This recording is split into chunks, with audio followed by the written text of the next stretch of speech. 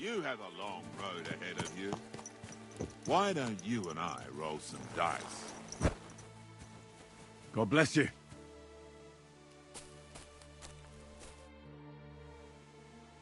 God be with you, Sir Knight. I'm Henry, and I serve the Lord of Lipa. And which one might that be? You see, I know several of them. It's an old and respected house. Well, my lord resides in Ratai, on Sasau. Him I don't know, but I rode with the old Captain Chenyak of Lipa when Emperor Charles was still with us. Forgive me, sir, but that's before my time. Well, of course. Half a century has passed since those glorious battles against the Hungarian troops. And all I'm left with today is debts. You have debts? Why? Because of the war? On the contrary, when my neighbor Deslav was on his deathbed, he begged me to deliver his inheritance to his nephew. But that troublemaker is all fighting in Poland somewhere. A will is a sacred affair. But are you really going to go all the way to Poland? Certainly not. I'll leave the money in the hands of a monastery and be done with it. Problem is, I incurred a bloody fine on the way and had to pay it out of the inheritance. So you fought for Emperor Charles? The father of our King Wenceslas? Indeed I did. My boy, he was a pious and clever king, and as cunning as the devil. So you stand with Wenceslas too? Always. The apple has fallen far from the tree. Young Wenceslas is just a foppish coxcomb. Well, safe to say, it's all going to the bloody dogs. So, sir, fancy a game of dice? Gladly. I might just get lucky at last. What game would you like to play? Courtiers for me. Let's play.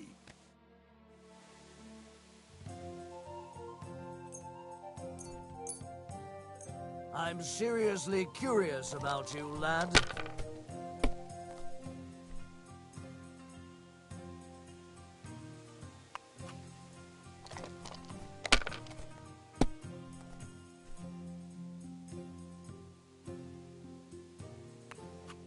Well, you're not afraid of anything. Let it be now. I want to play too, you know? Have you lost your mind? You're going to lose everything.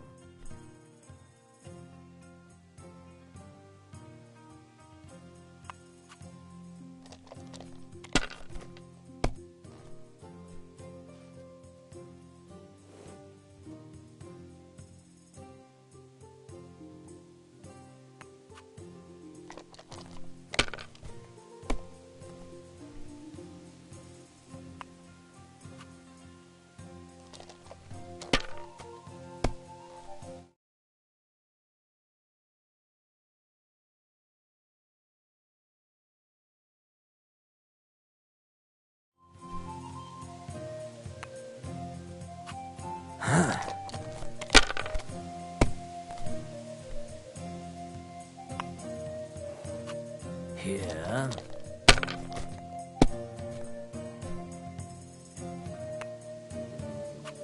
Aye, that'll do.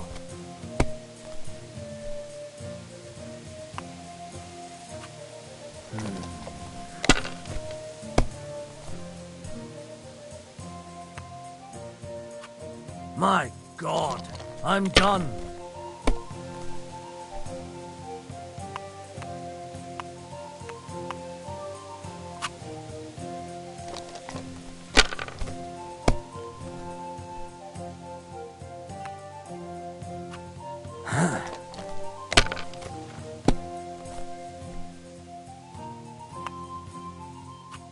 Here.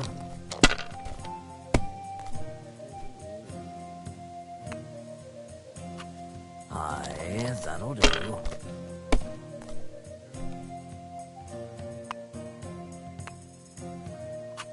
That's as far as I go. It's yours.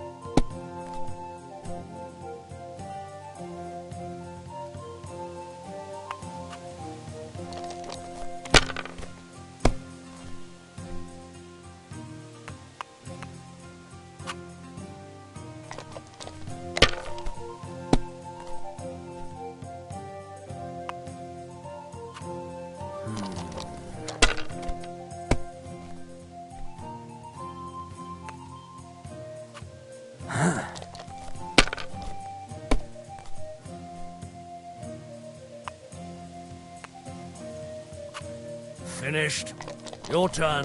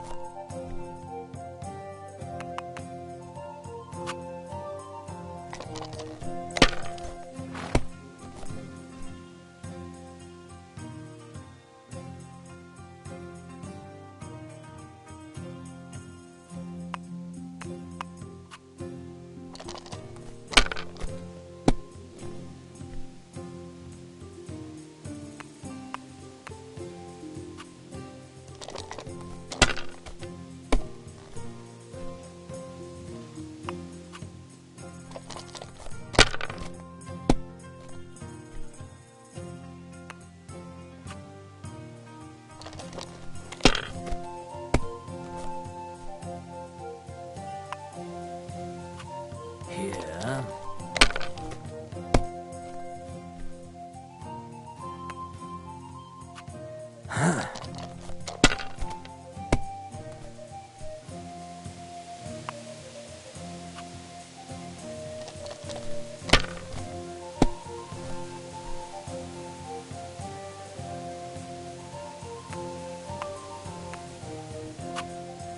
Damn it!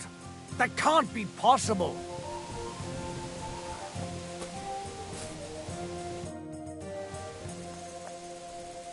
Well, I have to get on the road again. Farewell, and Godspeed.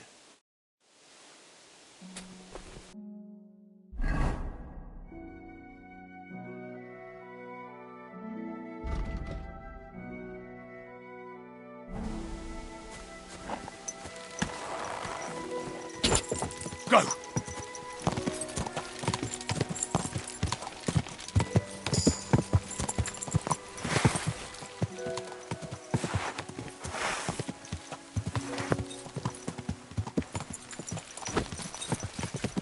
This horse must have cost a pretty brook.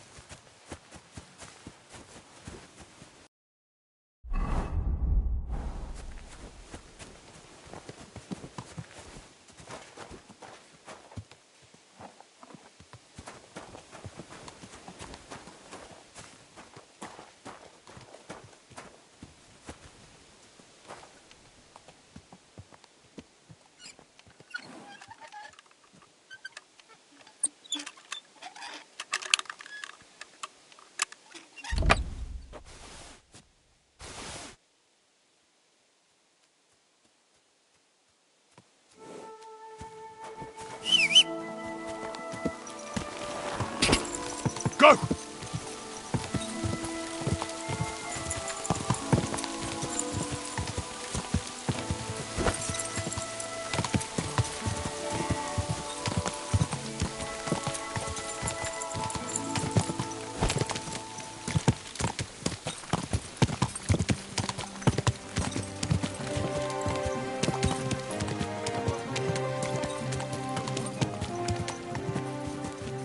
For fuck's sake!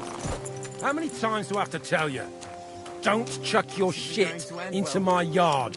And I'm telling you, that piece of land is mine. Welcome, sir. What can I do for you? What's the latest news, innkeeper? Have you heard about the Divizhenka of Semin? No, I haven't heard that. In the rocks below Semin lived a Divizhenka. It's been a few years since she appeared here, but until now people have been getting along with her.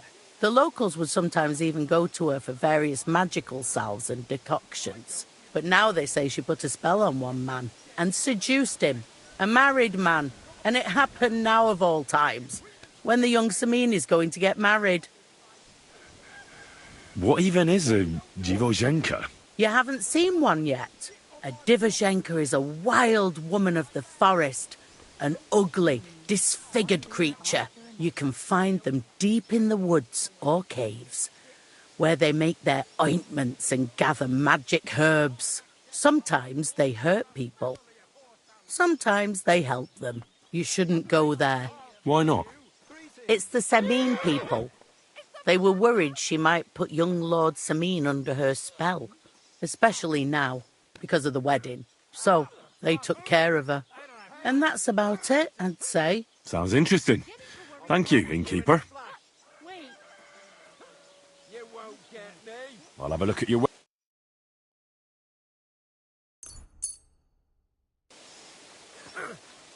Don't hit him!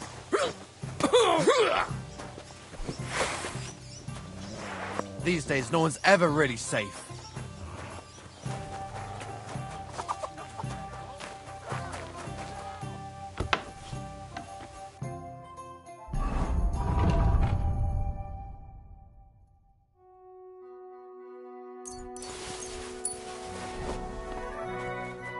What would you like?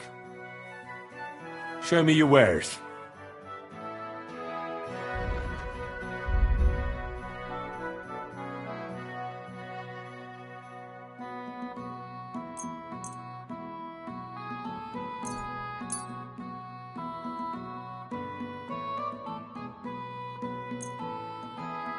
I'd like to do... Well, final, sir, and come again.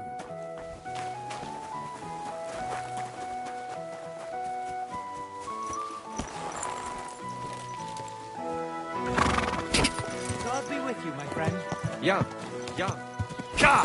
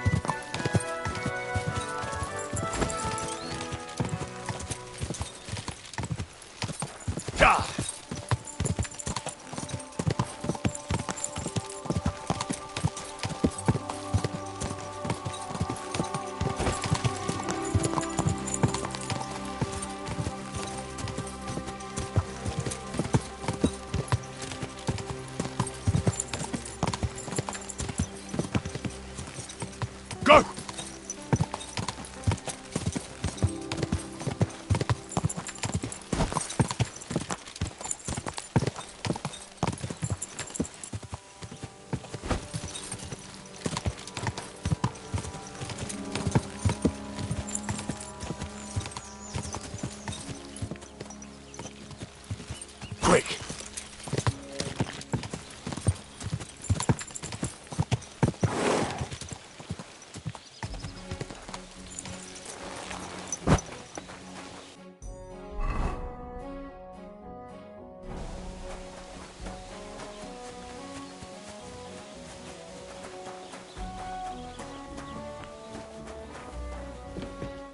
Greetings, Henry. What's new around here? Nothing new. It's quiet here, fortunately.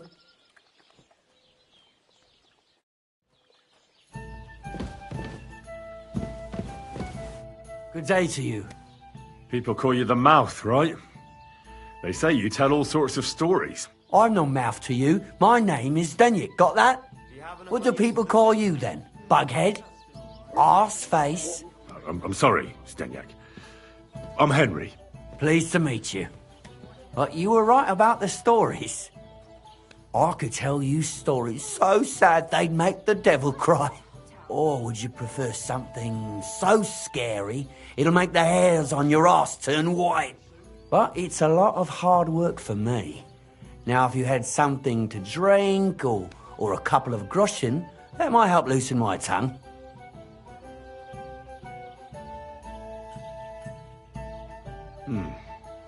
How can I know if it'll be worth it? If you don't believe me, ask anyone. They all know me in the village, and they all know I'm good. So they all sing your praises, even if you stutter? I'll tell you what. You can listen for yourself and see what you think. Then, at the end, if you think it's worth it, you can pay me or buy me a drink. So what kind of story would you like to hear? I like stories that can teach me something. Stories with a moral. Haven't you heard enough of those in church? But it's not a problem. I have just the tale for you. And it's not one you'll hear from any priest. So, once upon a time, there lived in these very lands 2 brothers. The older was called Kuba, the younger, Matthias. They were both woodcutters, like their father and his father before him. One day, at the height of summer, they were working in the woods. The air was as hot as a furnace, so Matthias went to a nearby pond to cool himself. But as he was leaning over the cold water, there was a loud splash. His axe had got loose from his belt. In haste, he began to search the muddy bed of the pond, and his hands soon touched something hard and heavy. He pulled it out and could not believe his eyes. He pulled out an axe. Yes, but not his old one. It was an axe made of pure silver. Good God.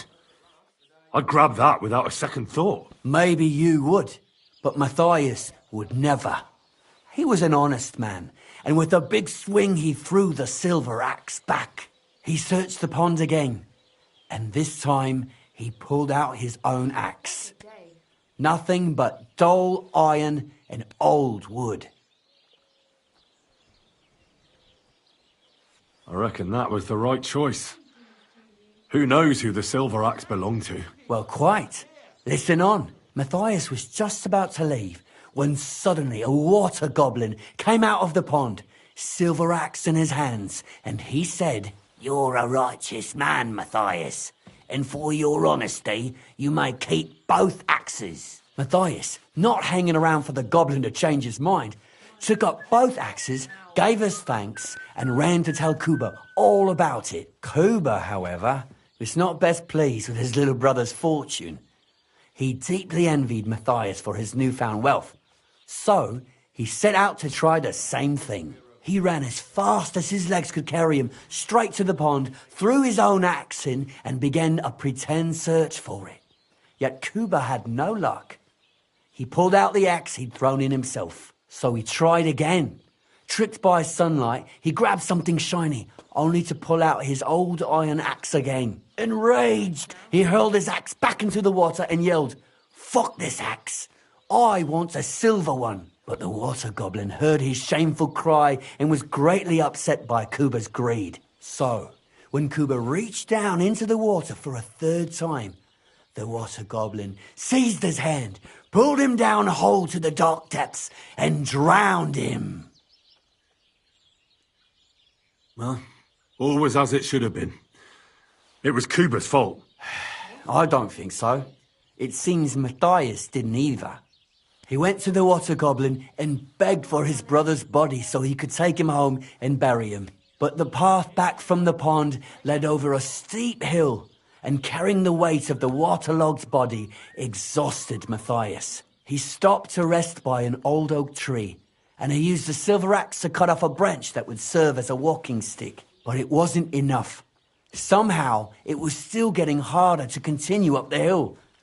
Then Matthias realized it wasn't his brother's body that was weighing him down. It was the silver axe. The axe was the cause of all this trouble. So he started bashing the silver axe against a big stone with all his might, trying to destroy it. Yet no matter what, he couldn't even make a dent. With the last of his strength, Matthias climbed to the top of the hill. He knew he could go no further, so he found a pretty spot with a view over the valley and dug his brother a grave. There, he buried both his brother and the silver axe that had brought such pain upon them. His final act was to stick the oak branch in the ground by the grave. But lo and behold, the branch grew green leaves and became a tree. The locals have had no dealings with the water goblin since then, but some have had the bad luck to bump into him. And when you walk by the pier where it all happened, you can still hear his chuckling. That was a very nice story. Story? What story? It's the truth. But why hasn't anyone gone looking for the axe, then? Because it brings misfortune. Didn't you listen to me at all? Look for yourself if you wish. Rocktower Pond isn't far from here. The Water Goblin's Pier is somewhere among the reeds. But leave me out of it. I'm fine here with my drink. Take care, Henry. So what's it going to be?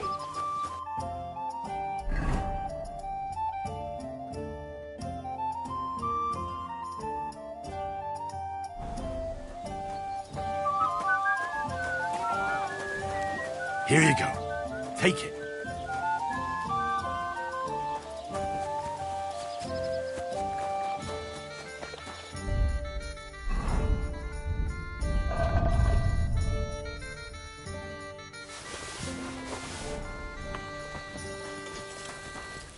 How can I help you today, friend? Show me your wares.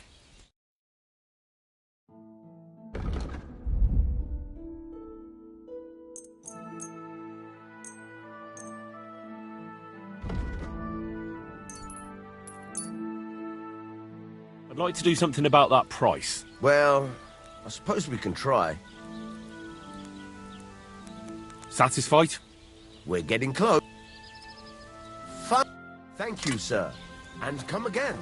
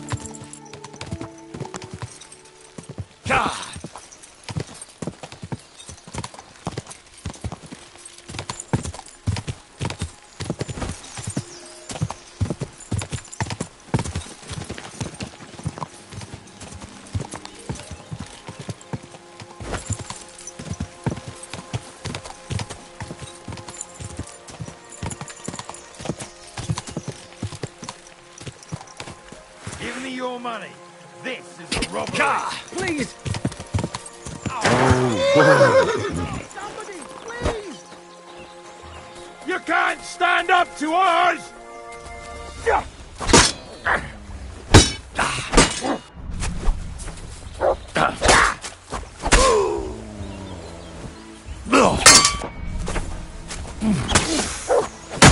Piece of shit!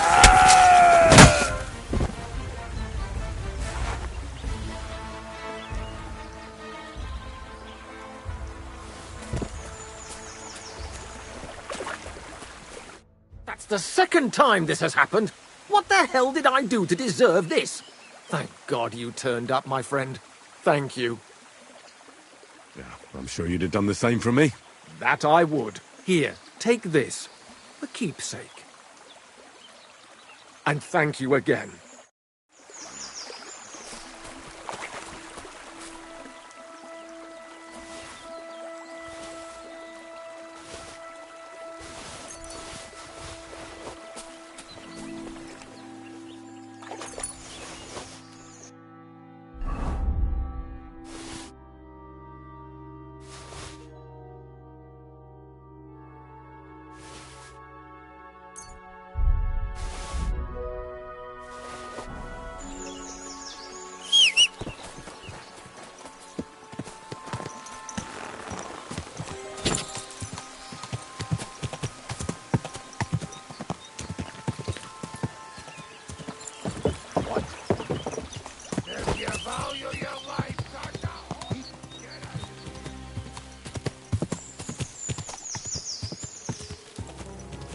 Quick!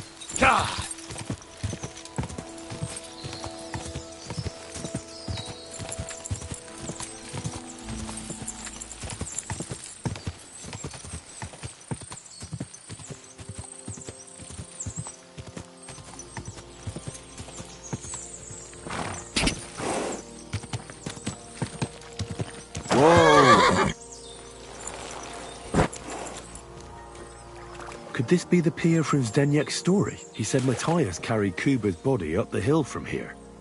Up to an old oak tree.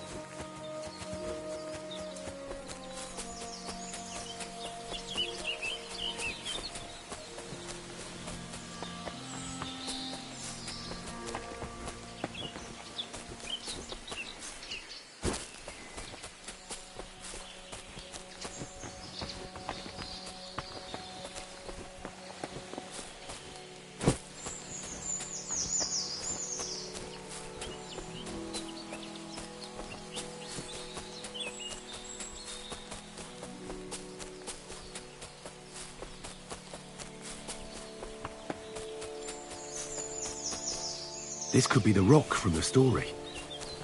I'm on the right path.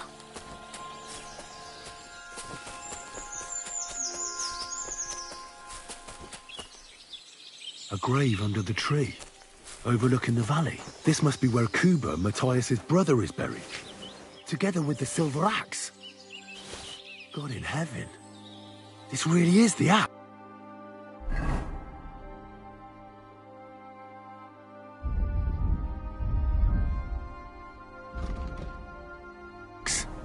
All those years in the earth haven't treated it well. I hope I can fix it.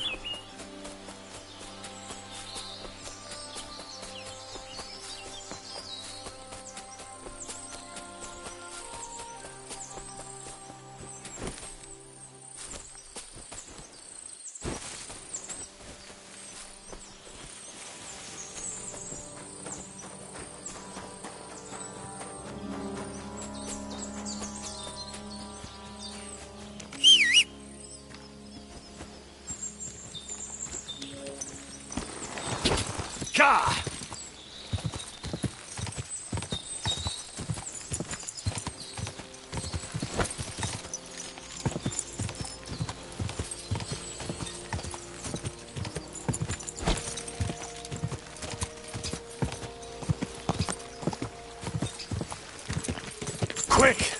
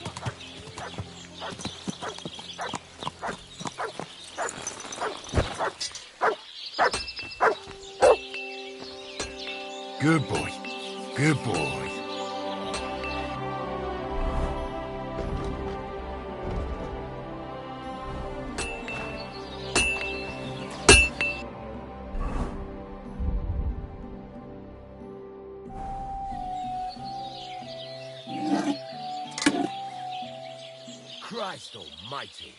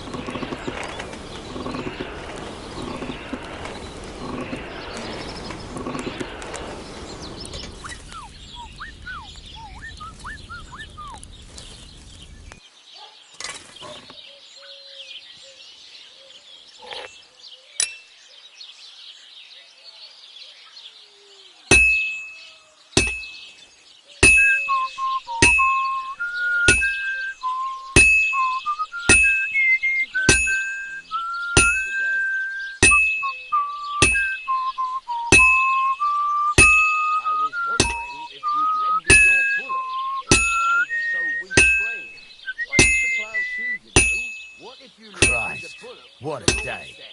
You're not going to plough on Sunday, are you? No, and nor should you. Well, I'm about halfway done. Yours on any other day. Go and see the priest first. If he says it's all right, I'll be happy to help you, friend.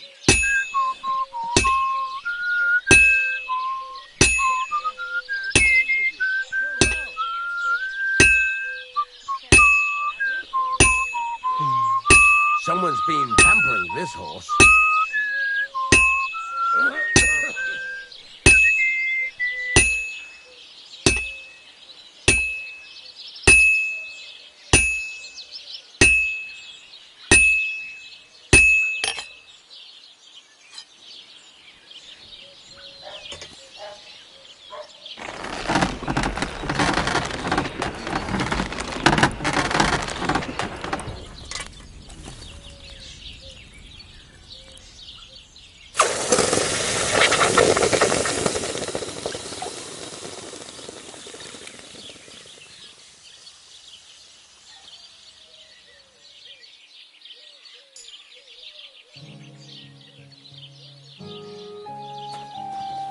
Excuse me?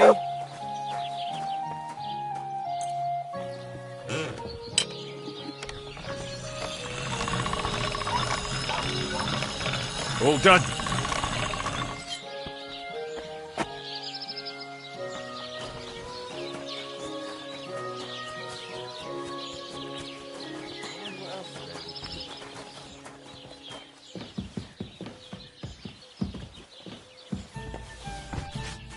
Good evening, Henry. What would you like? I found the water goblin's silver axe. What do you mean? What axe? The one from your story. 2 brothers, a silver axe, a water goblin. One brother got the axe, the other got drowned. You know. Wait, so you actually found it? Do you have it? I have to see it. Here you go. It's not possible. Where did you find it? I just followed your story. I found the pier by the rock tower pond, then went up to the old oak tree, then the big stone beside the road. Doesn't really look like a woodcutter's axe. Are you sure this is really it? But you didn't say it was a woodcutter's axe. You only said the water goblin's axe was silver. I did, but still. In all the years that story's been told, everyone thought it was just a fairy tale for children. It has 4 different endings nowadays. When Johann and Jaleov tells the tale, it's about 2 sisters, and the water goblin grants one of them a pair of silver slippers. The other sister was jealous, but she didn't bother with the water goblin. She found her sister straight away and pushed her off a cliff in Apollonia. It's the same story, but Johann gave it some extra colour. Best not go looking for the slippers too. Although, with your luck... Good to see you, Henry. Greetings to you. What do you have for sale?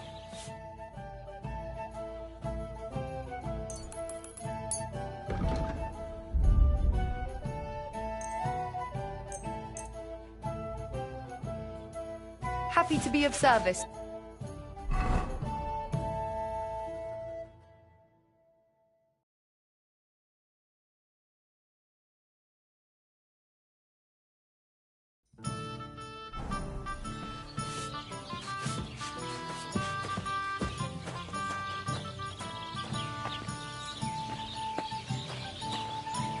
Here, mutt.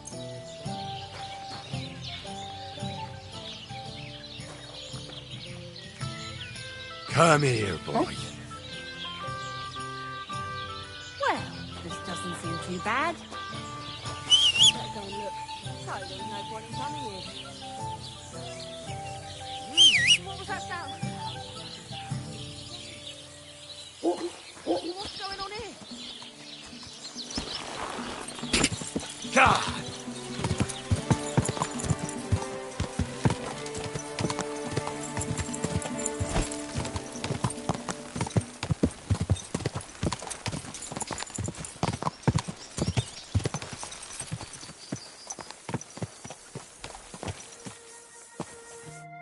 Have you lost something? Quite the opposite, my friend. I am finding something. Treasure, to be exact. If it matters to you. Treasure? Where is it? I don't know yet, but this map here says it should be somewhere around here. At least I hope so. Maybe I could look at the map? I might be able to help you. Well, I am a bit stumped. I need all the advice I can get, but you'll give it back, understand? Of course. Don't worry.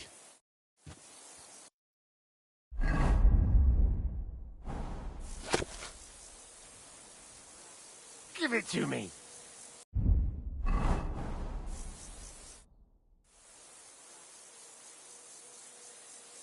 I hate to be the bearer of bad news, but, you've been deceived. What?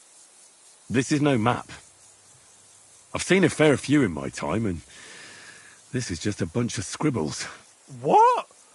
But how can you tell? Well, I thought it was odd just from the parchment it was scrawled on.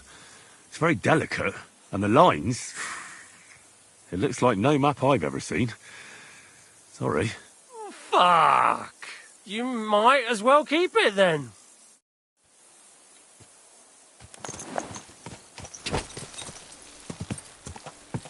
God!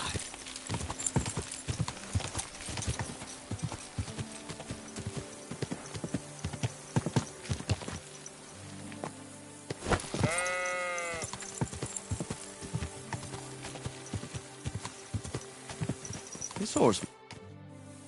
Do you remember me? Blimey. Henry! How could I forget you? And you couldn't have come at a better time. Because I need help again. Depends what it is. Some wolves are killing my sheep again. I'll make it worth your while, if you get to the bottom of it. All right. I'll help. Blimey, you're a great fella. Just yesterday, they tore one apart over there on the path. See if they left any tracks. And when you find the bloodthirsty beasts, kill them all. May I finally have peace from them.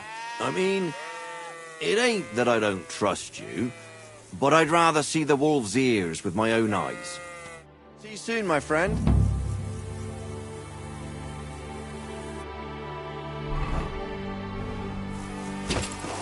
God!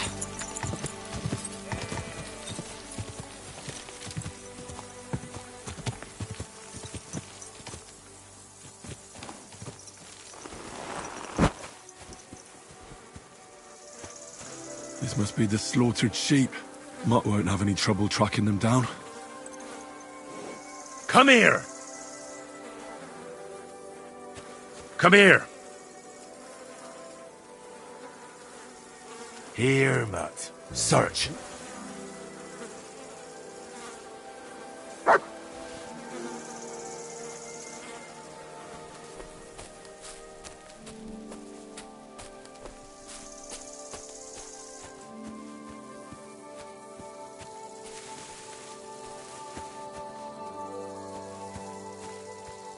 The wolves must have passed through here.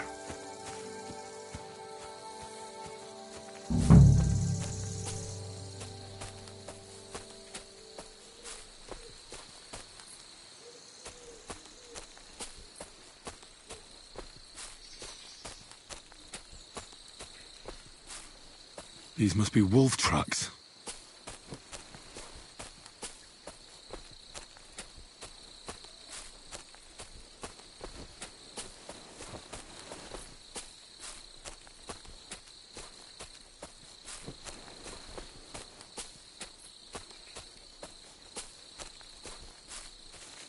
The wolves are bound to be close.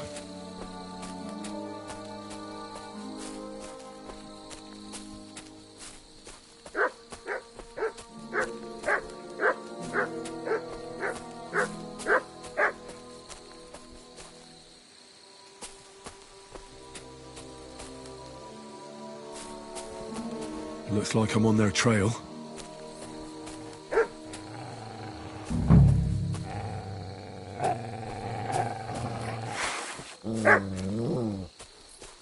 Sick!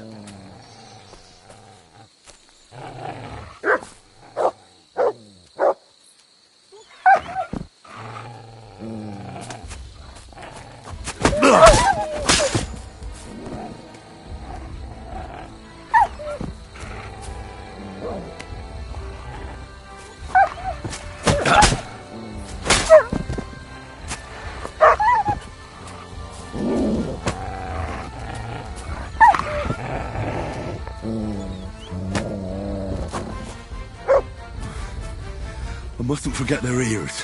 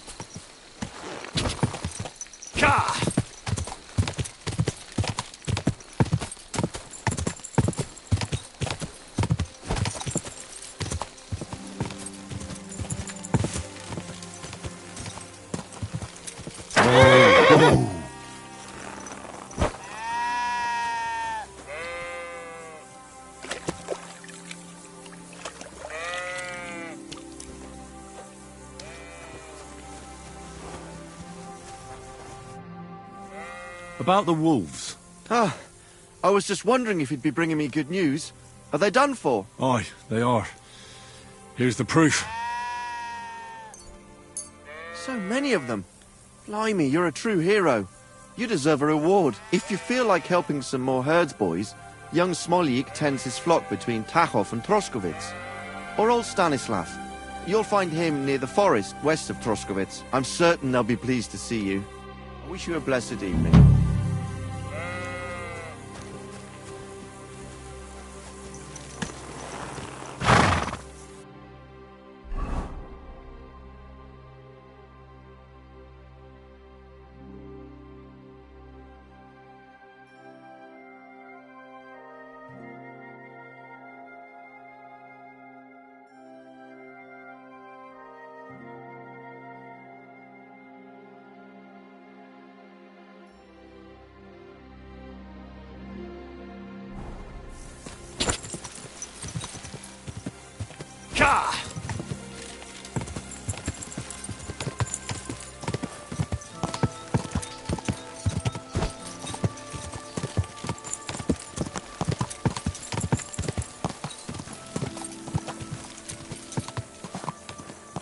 Someone's been pampering this one. The only bit of taste far and wide. Well, that's just...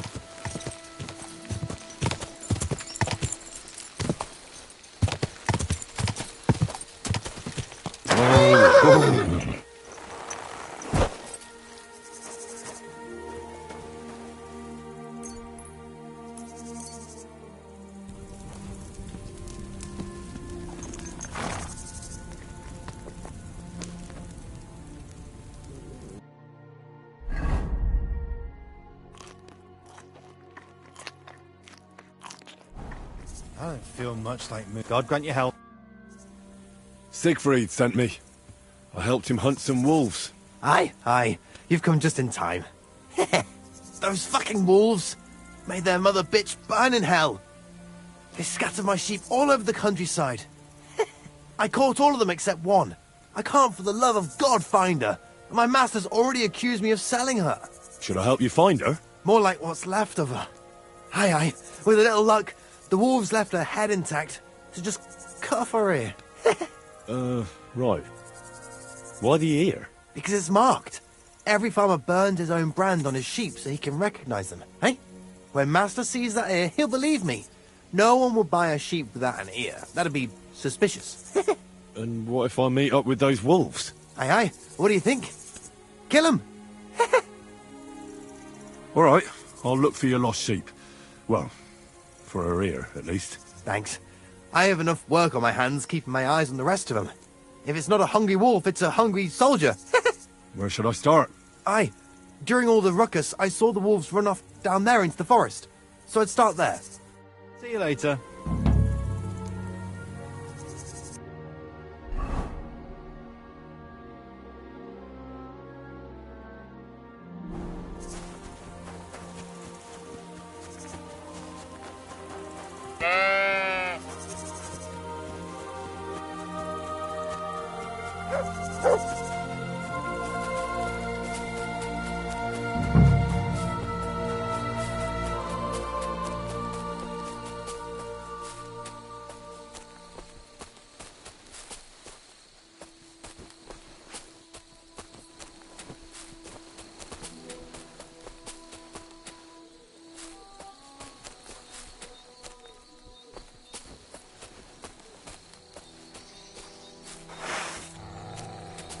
Sick!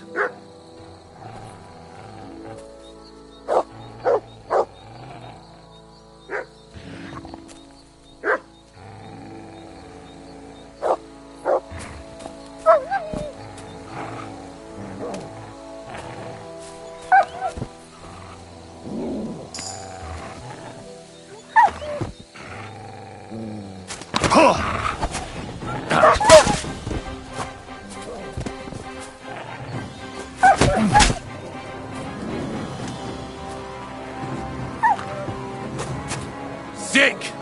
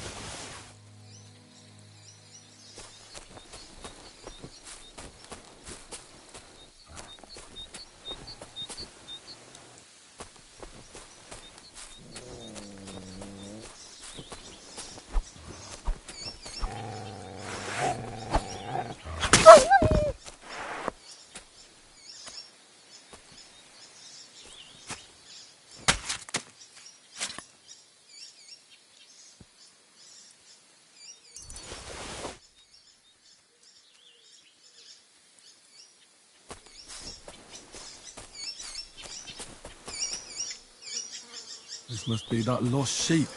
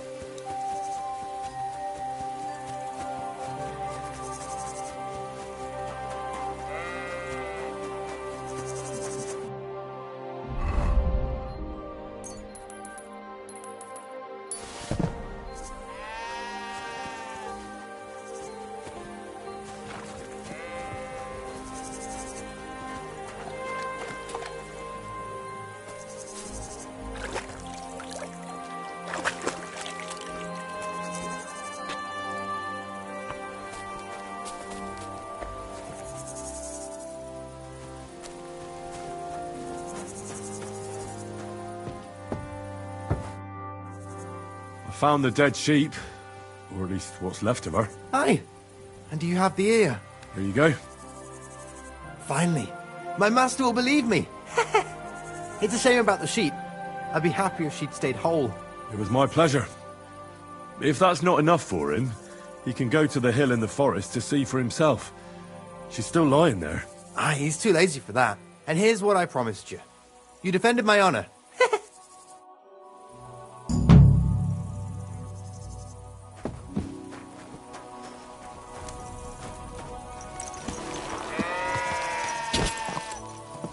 Quick!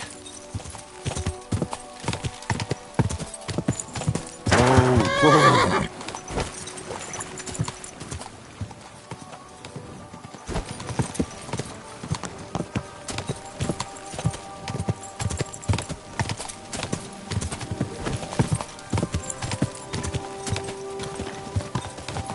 Go!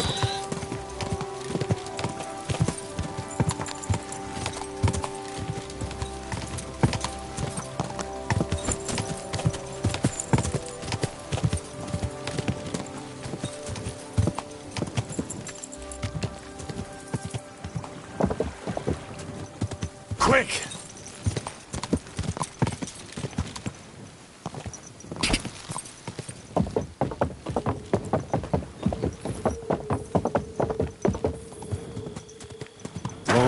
Whoa! For the 100th time, I don't Drop know you screeching like anything. magpies. To the pillory with a lot of you. I You don't shouldn't have be a walking groschen around in my without a name. light. What are you going to do about it? Don't have coin. So many promises. But what'll it be? I need a bath. Certainly, my baths are at your service. Prepare me a hot bath and wash my clothes. Excellent. Pay up and we can get started. I'll gladly pay you. All right then, let's get to it. Follow me.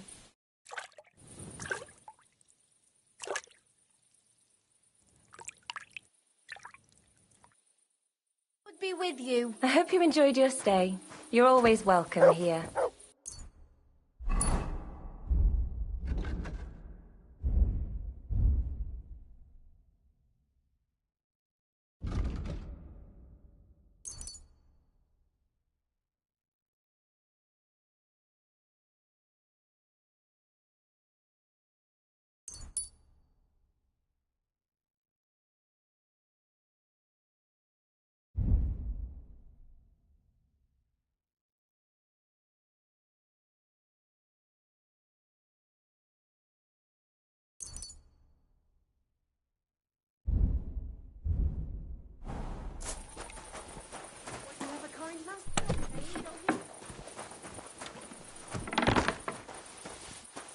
It happens!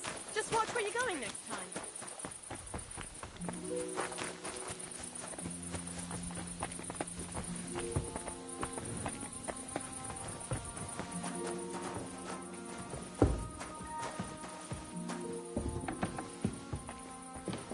Good day.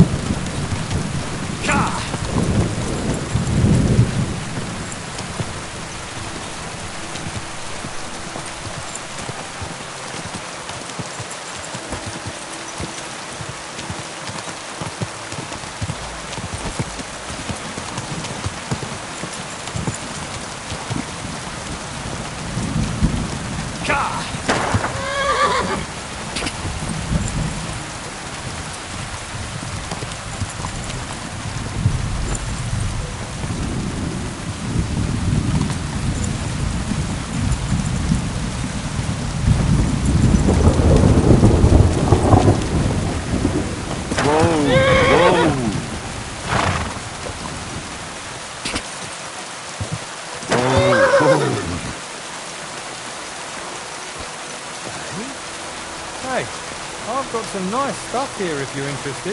I'm happy to stop by. Greetings, goodman. Laudetur, Jesus Christus. Nominus tecum, frater meus. Amen. I'm sorry, brother, but you don't exactly look like a monk. Ego sum Christum. And you are assuredly not my brother yet. The day of reckoning draws near. We are all brothers, and soon our sins will be weighed and tallied. Novid enim Dominus Christunt eus. Let us not forget the last judgment. Well, these are troubled times, I grant you. But bad enough for the last judgment. I wouldn't say things are that bleak, my friend. How could the prophecies not be true? Are we not witnessing the depravity of the clergy and the baseness of the false popes? Magistri mendaces, qui introducen sectas perditionis, o libera nos a malo. Well, true that may be. But I also know righteous men of faith. Novid Dominus pios de tentatione eripere, and all sinners shall be damned. I thought you were selling something. But now I see it's the word of God you're handing out. And should I be selling it for profit, as the priests and abbots do? Et in avaritia fictis verbis de vobis negociabuntur. I can't understand much. But thank you for your concern for my soul, preacher.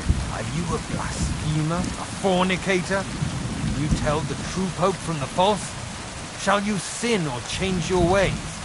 You can never know these days. A groschen or two and the intercession of a saint is yours. So you mean to sell me an indulgence? Only the church could do that, can't it? Absit! Nothing of the kind, my friend. I'm not selling, and promises are not mine to make. Whether you wish to avail yourself of the intercession of the saints with a small relic is entirely up to you, frater meus. Show me your wares. Certainly. Just take your pick. You won't find this just anywhere. You can't go wrong, my friend.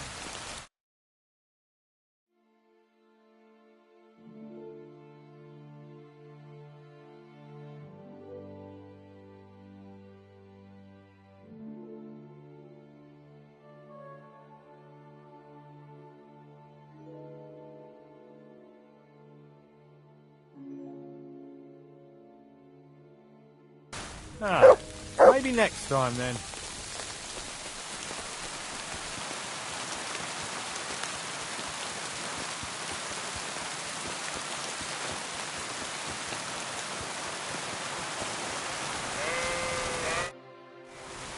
Siegfried said you might welcome some help.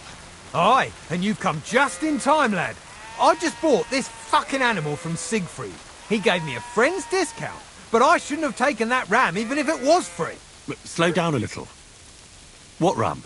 As soon as he got a sniff of wolves, he hightailed it out of there. You think a sheep would stay in the herd? Aye, exactly.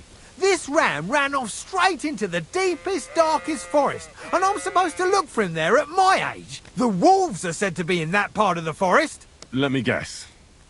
You want me to go in there? A few years ago, I would have gone in there with pleasure and given them a beating. But what can I do now? I'm so old. You're still young. It'll be easy for you. I'll help you. Oh, that would be mighty nice of you.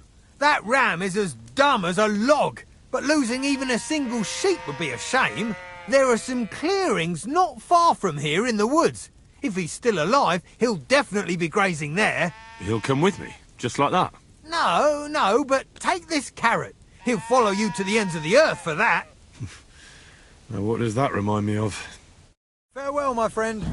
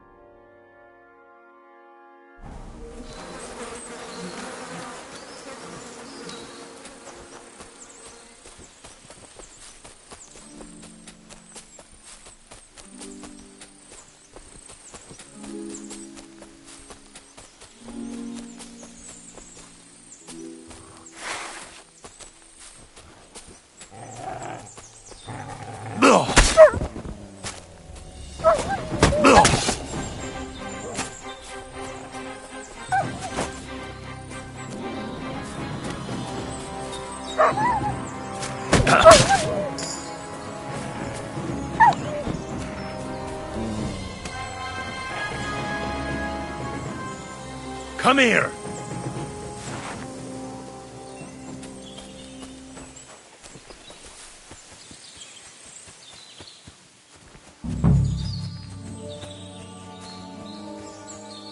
It's Ignatius!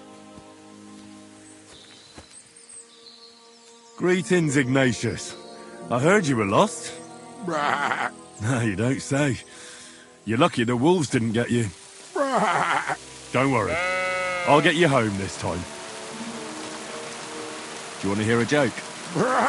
What did the wolf say to the baby sheep? Nice to eat you. You're right. It wasn't that funny. What do you call two sheep who are dating? A relationship.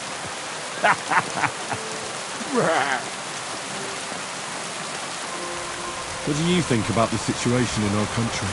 You're right there. It's full of bandits and humans. Of course. Can't forget about the wolves. I absolutely agree. Sit. I said, sit. Oh, aye. Only for carrots.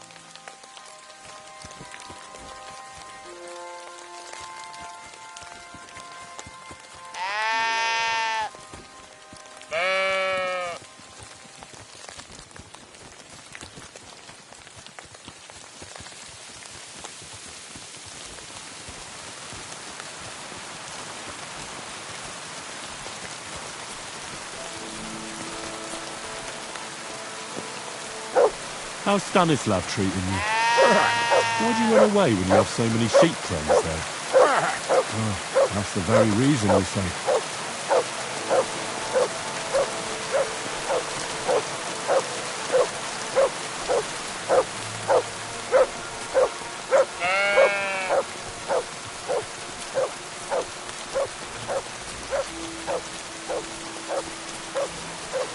Come here!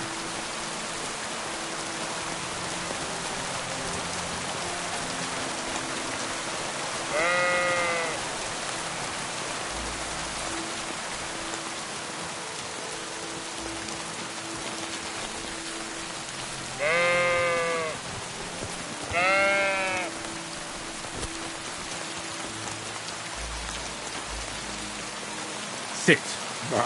I said, sit. Oh, aye. Only for carrots.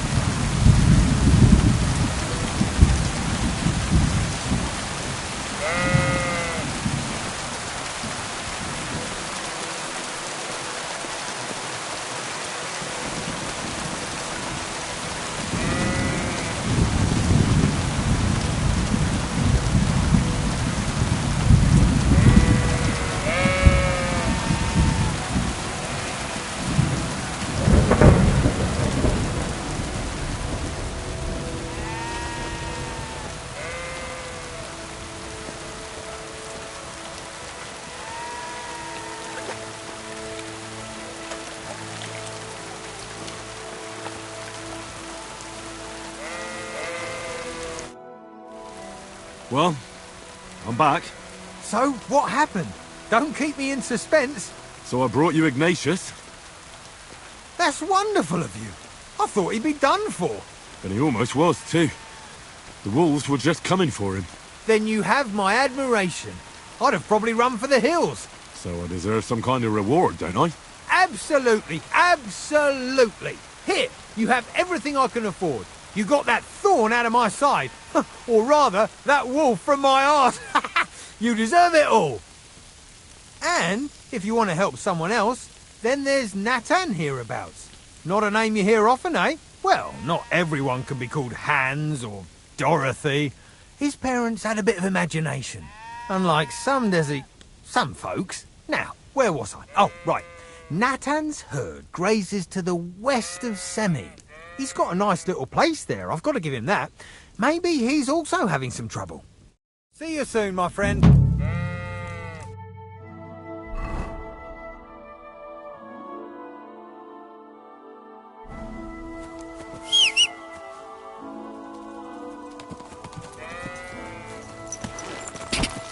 Quick!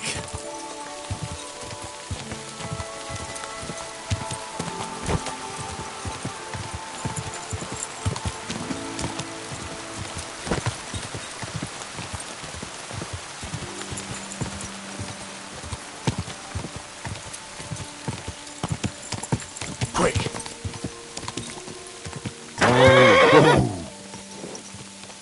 Bloody map! What are you looking for? Oh, I found this parchment close by, and if you ask me, it's a map to, well, something. What, exactly? You can't leave me hanging like that. All right, well, I'm hoping it's a treasure map that will lead me to my fortune. Well, how about you show it to me? I'm pretty familiar with these parts. I might be able to help you. Well, all this wandering has made my feet sore, but you'll give it back straight away. You got that? Or I'll lose my temper. Don't worry.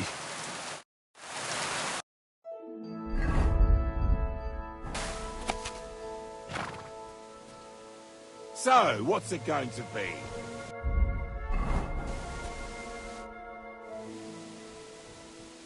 I hate to be the bearer of bad news, but, you've been deceived. What?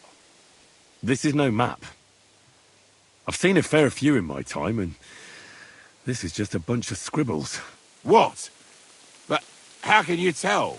Well, I thought it was odd just from the parchment it was scrawled on. It's very delicate, and the lines... It looks like no map I've ever seen. Sorry. Fuck! You might as well keep it then.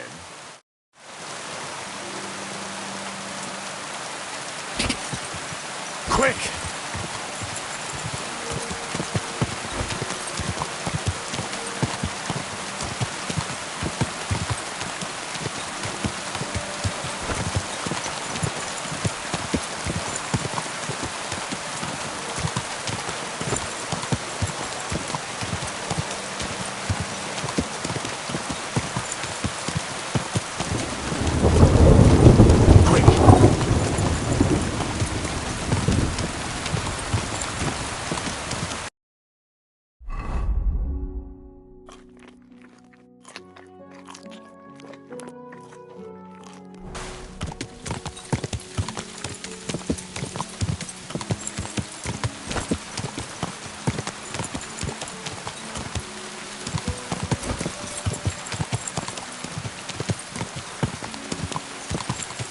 Quick!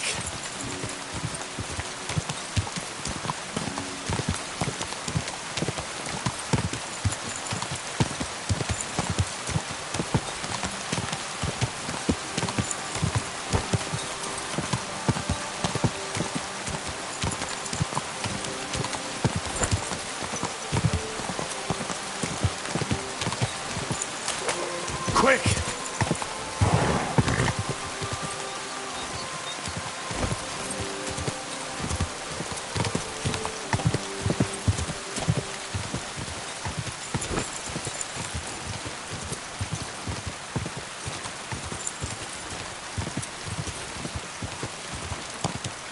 Quick!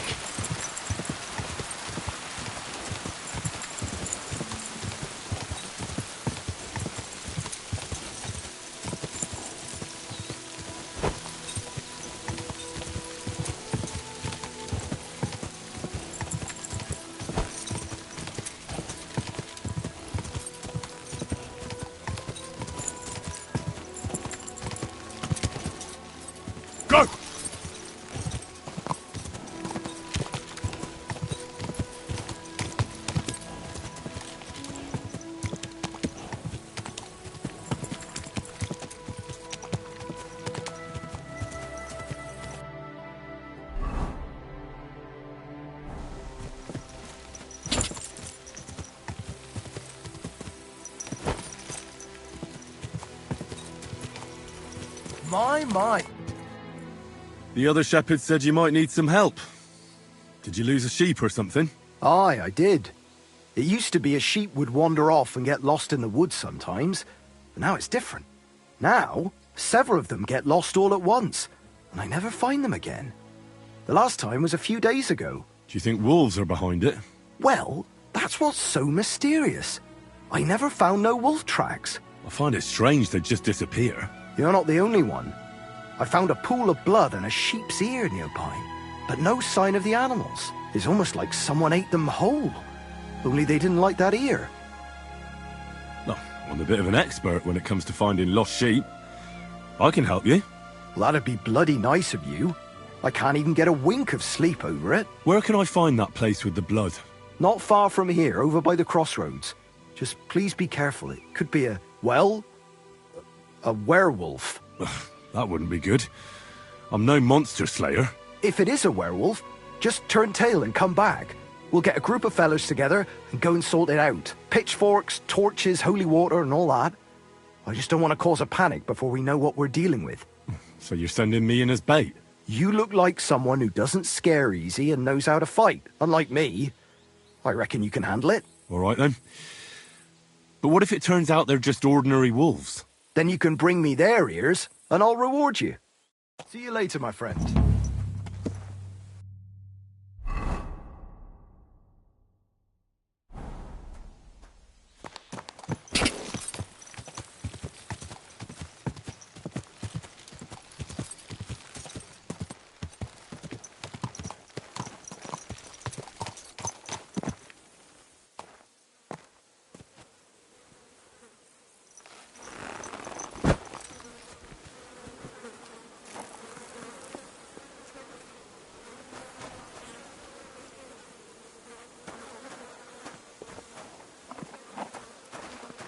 Come here!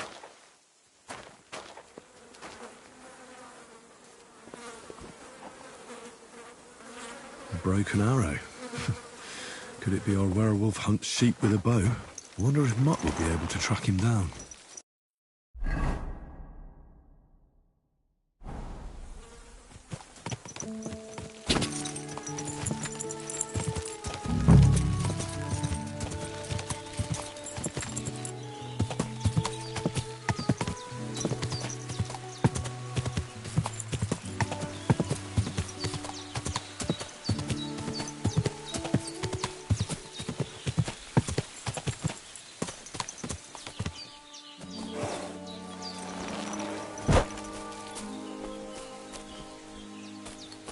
It looks like someone left a dead animal here.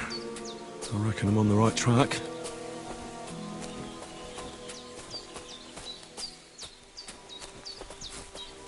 Huh?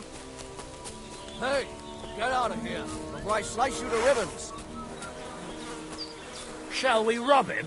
Ah, this must be Nathan's stolen sheep. This was no werewolf. Just some ordinary Let's go. bandits. No more What are you doing here?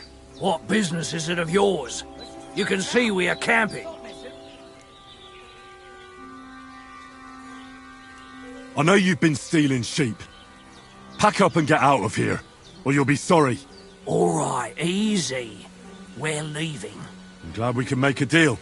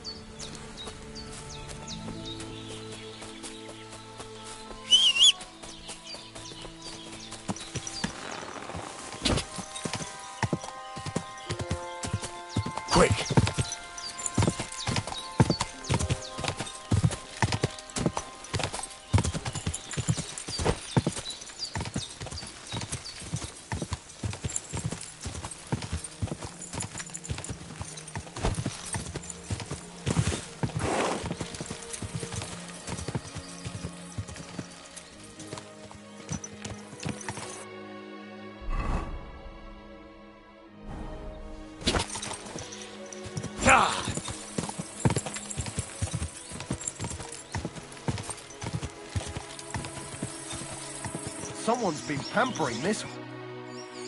Well, I solved the mystery. I found the sheep. Really? Don't keep me in suspense. Tell me what happened. There were some bandits camping in the forest. Ordinary men. No werewolves. Bloody hell. Why didn't I think of that? What did you do with them? I hope they'll leave me alone now. What do you think? I told them to piss off. So they got up and left. And they listened to you? Bloody hell, fella. You must have really scared them. I just know how to handle people. I'm not thrilled you let them go, though.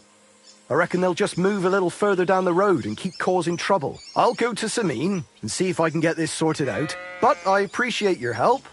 Here's your reward. Thanks. Oh, and if you want to sell those ears to someone, the hunter will buy them. See you later, my friend.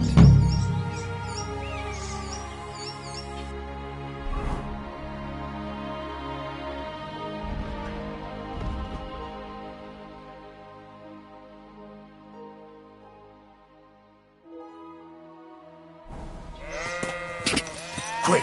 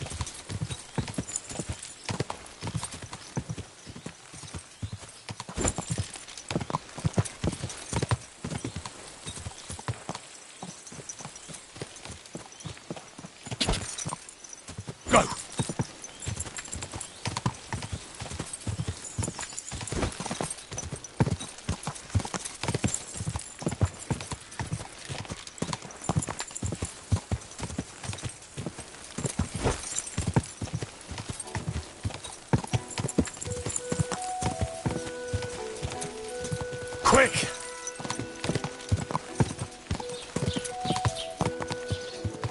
Oh.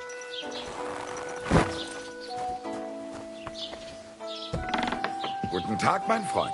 Take your... Was willst du? Show me your wares.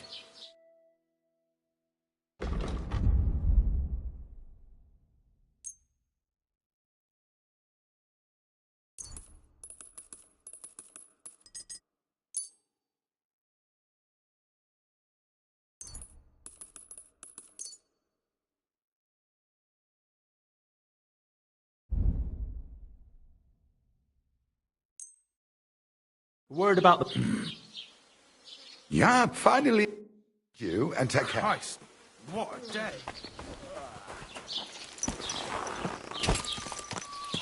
God!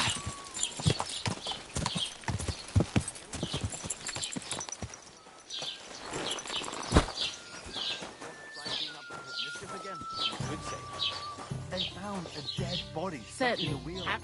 Welcome. What can I do for you? I'll have a look at your wares.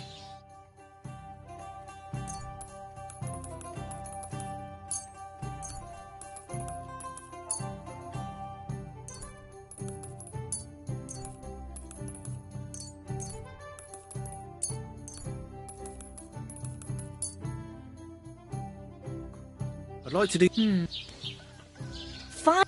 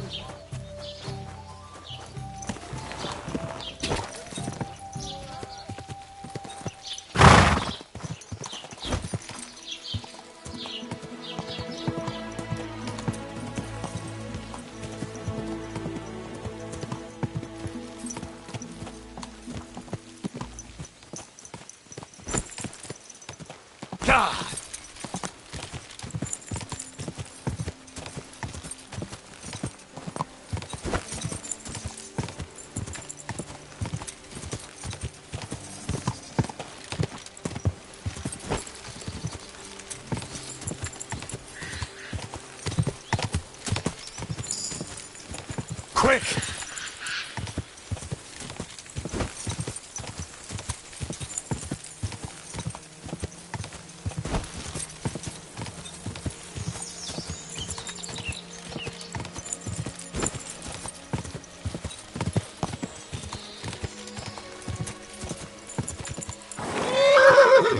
Go!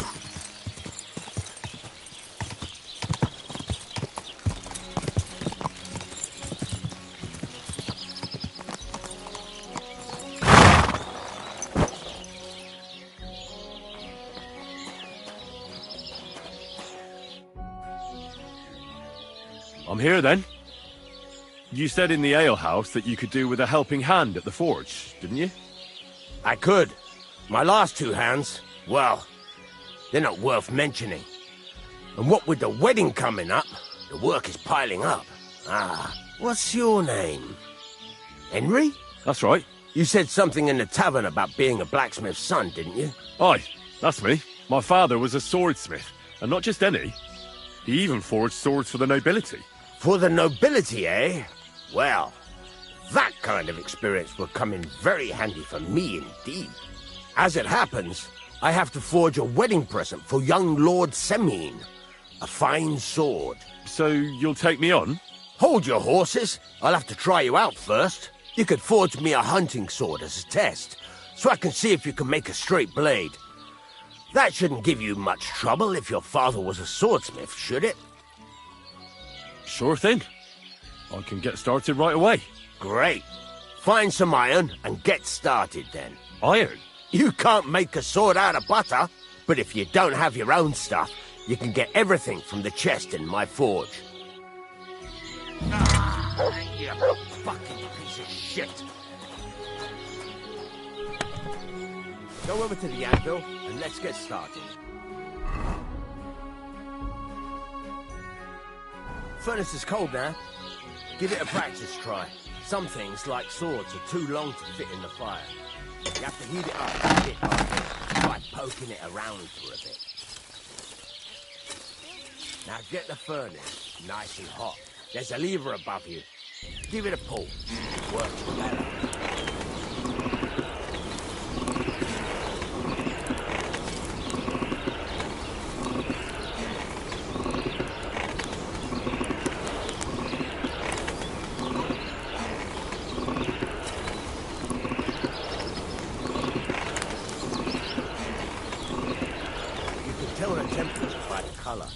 But you won't be able to tell when it's in the fire. You have to take it out from time to time and take a look. Try it out. See? It's the color of straw, which is what you want. And you heated the whole thing up. Nicely done. Now you can go straight to the anvil. Try moving the sword along the anvil so you can get the hang of it.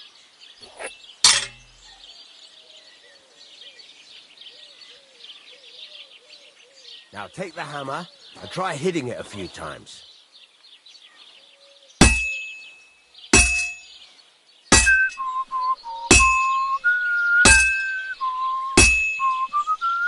See the sparks? That's the sign of a good strike. The more sparks, the better. Also, you can hammer with different degrees of power. A stronger hit will do more, but it'll tire you out faster. Try giving it a few blows, as hard as you can, so I can see how strong you are. That's got a nice ring to it. Of course, if it was all about hitting an anvil with a hammer, any dolt could do it. You've got to hammer the workpiece evenly. One hit next to the other. Very nice. You're doing just fine. But when I say evenly, I mean it. A sword has two sides, like a lot of other things, including myself. Turn it over and continue on the other side.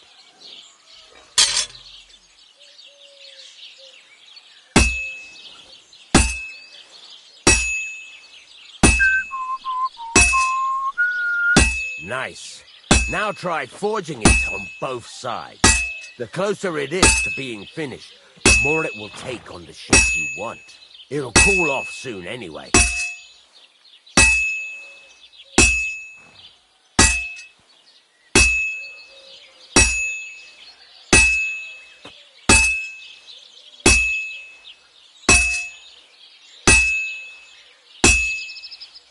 cooled now.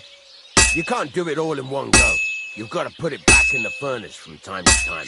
Sometimes you've got to go there and back all day. But it's all part of the craft. Now, get back to the forge and heat it all up again, like before.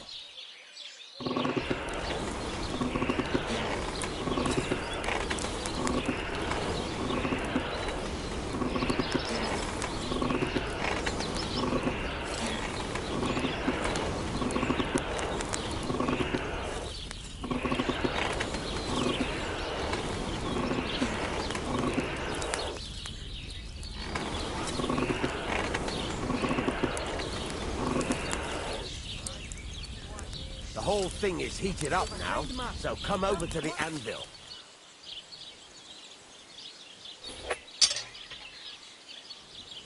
Hear that? Besides the sparks, you can tell a good strike by the sound it makes. The sparks are flying nicely. See how it's taking on the right shape? That's how you can tell it's almost finished. Now, I've got a piece of advice for you. Hammer to a river. There you go. You've got it finished. All that's left is to temper it, and the sword will be done. The rest is just tweaking.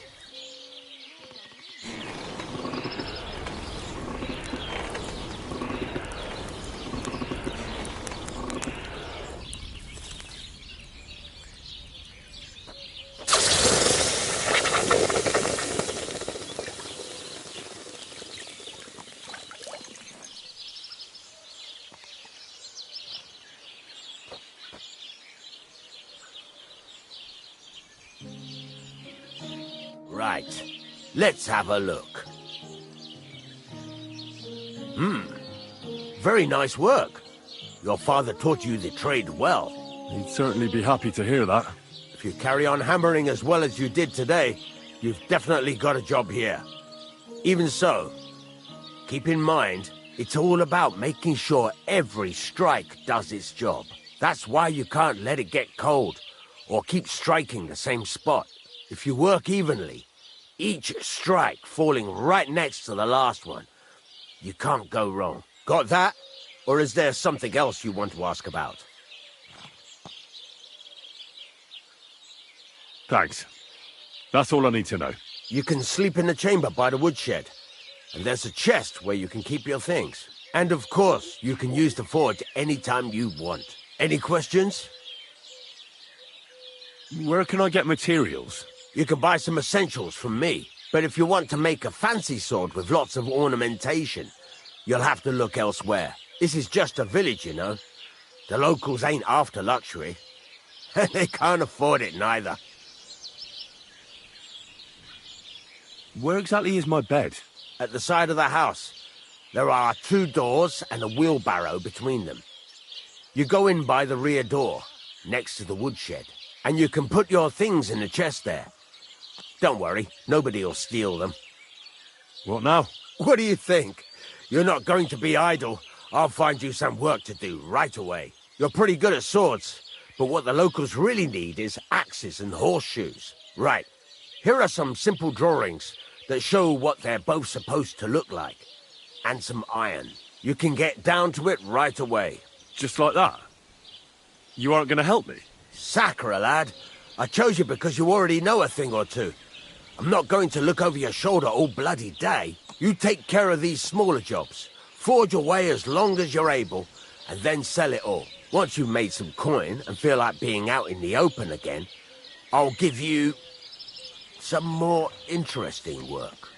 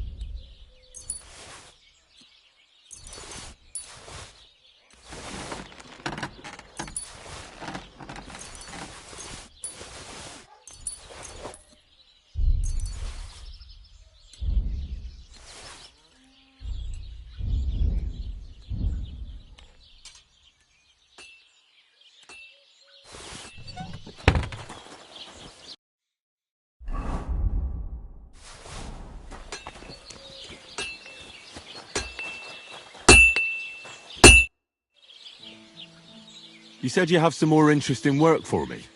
What would that be? It's about those two idiot hands of mine, Venser and Franzi. They drove off with a cart full of goods towards Semin, and they never came back. Do you want me to find them? Just so. But more importantly, I want to know where my cart ended up, and especially the cargo. Go to Semin and find out what the bloody hell happened. Have you any idea which way they might have gone? I could have a look along the way. Maybe their cart broke down or something. There's only one road to Semin that can take a cart. It leads from Takov to Troskovitz, and then to the south. But I've got a bad feeling they got up to no good in Semin. Those two hands of yours, Venser and Franzi, what can you tell me about them? Can't tell you much. They're wandering laborers. I don't think they wanted to stay here with me for long, but these days I can use all the help I can get. Were they suspicious in any way? No, they worked hard. They ain't no slackers. And I can't say that about everyone.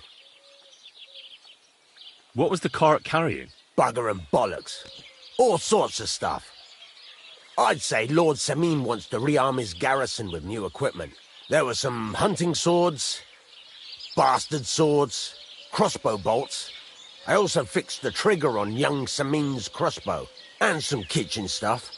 Sacks of charcoal, all sorts of things. There's a good month's work in that cartload. All right. I'll get right on it then. Go ahead. And if you find that pair of fools drunk, kick their asses for me. Gladly. I'll kick some sobriety into them.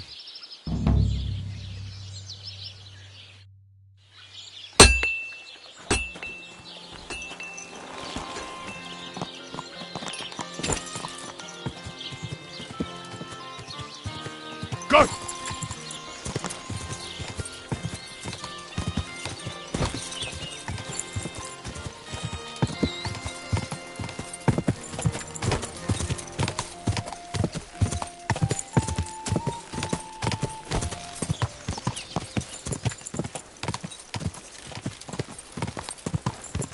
Go!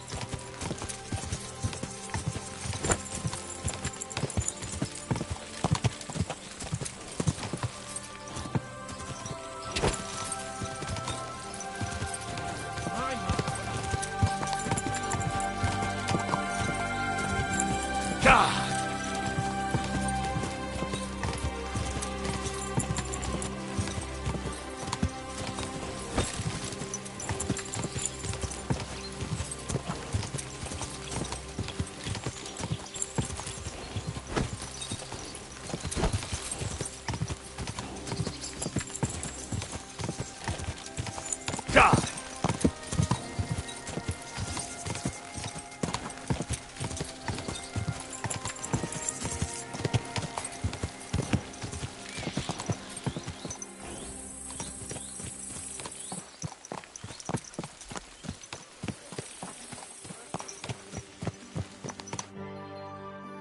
So I says to him, "No, father, I haven't been fornicating.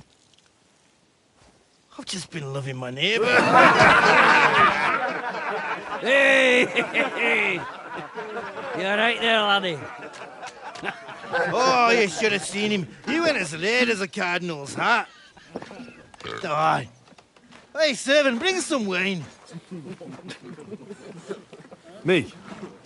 I'm not a servant.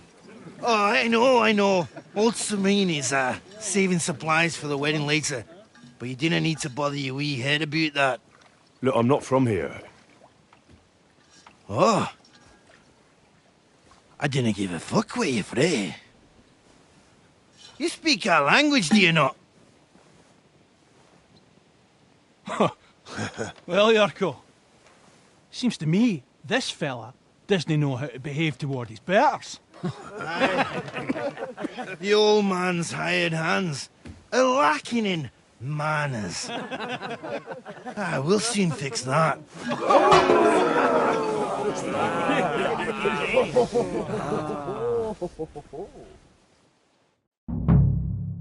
Hey? Flatten the Go for it, cheek, Go. shite. What do you mean?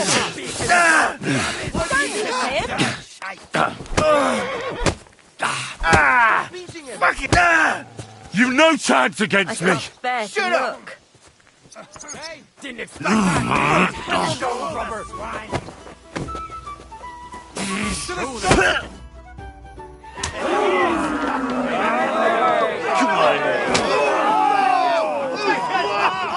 Oh, you leave! What in the devil's name is fucking going on here?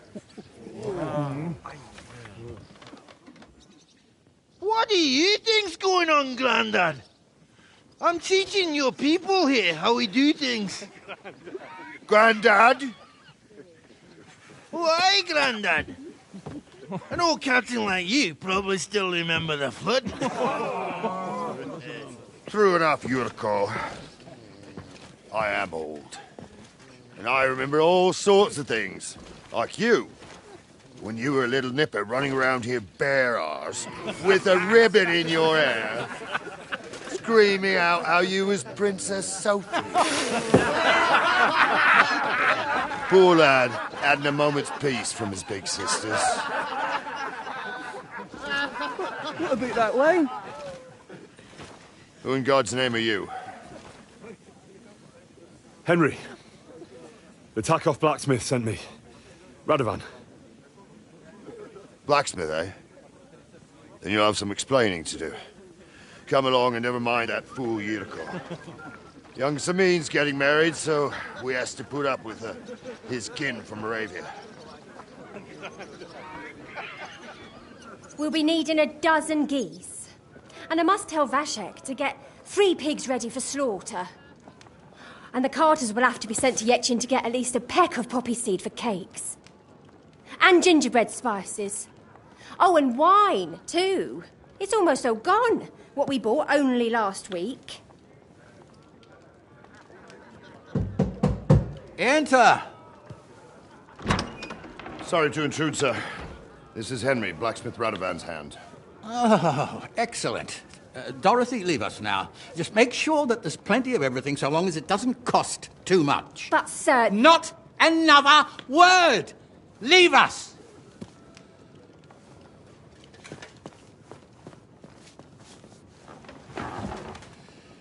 So Radovan sent you alone. Who's going to unload it all? It's a whole cartload. Yeah, Radovan sent me, sir, but not with the goods. The thing is, he's missing his cart, along with the carter in his hands. What? But they never came here. Are you telling me they got lost? Well, I couldn't tell you what happened to them, sir, but it's my job to find them. There are all sorts of vermin roaming the countryside. Oh, no need to imagine the worst right off, gnarly. Anyway, I need the load from that cart, so saddle up your old nag and we'll ride out, Captain. I could do with a breath of fresh air. I've had it up to the eyeballs with counting geese and pies. What about Henry here, sir? Well, what about him? We could use an extra pair of hands. You know how my shoulder's acting up. Yurko is shit-faced, and your son... The older has work to do. All right, take Henry with you if you want. Just so long as he doesn't slow us down. Thank you, sir.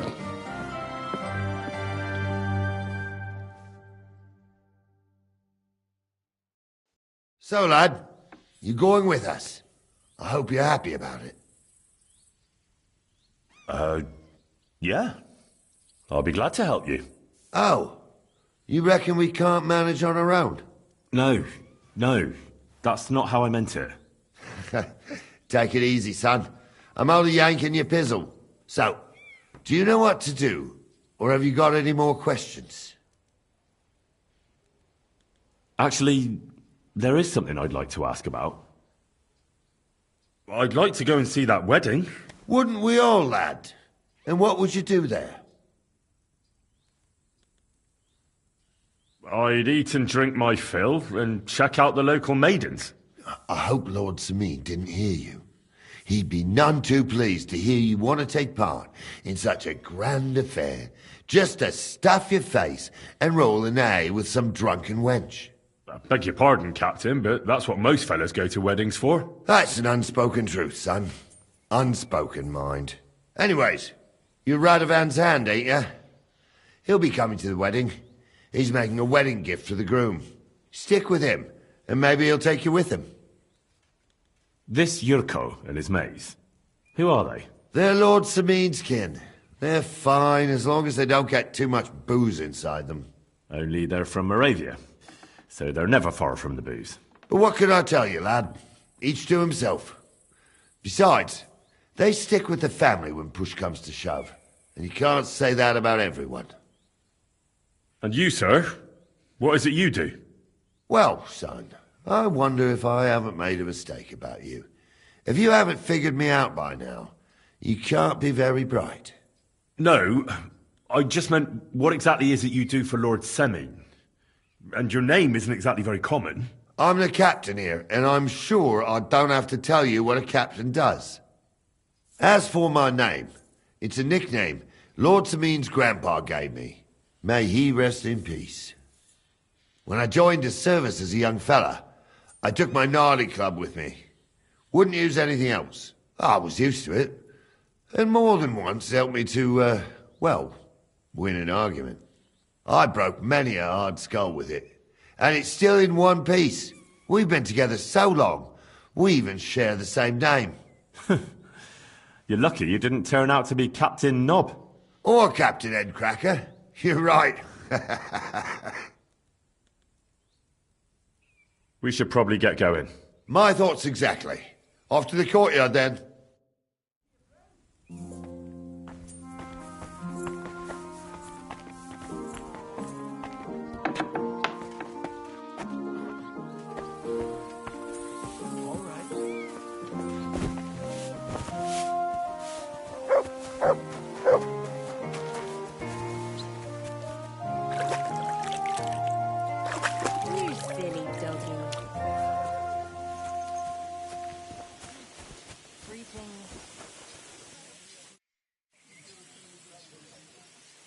I'm ready to set out, sir.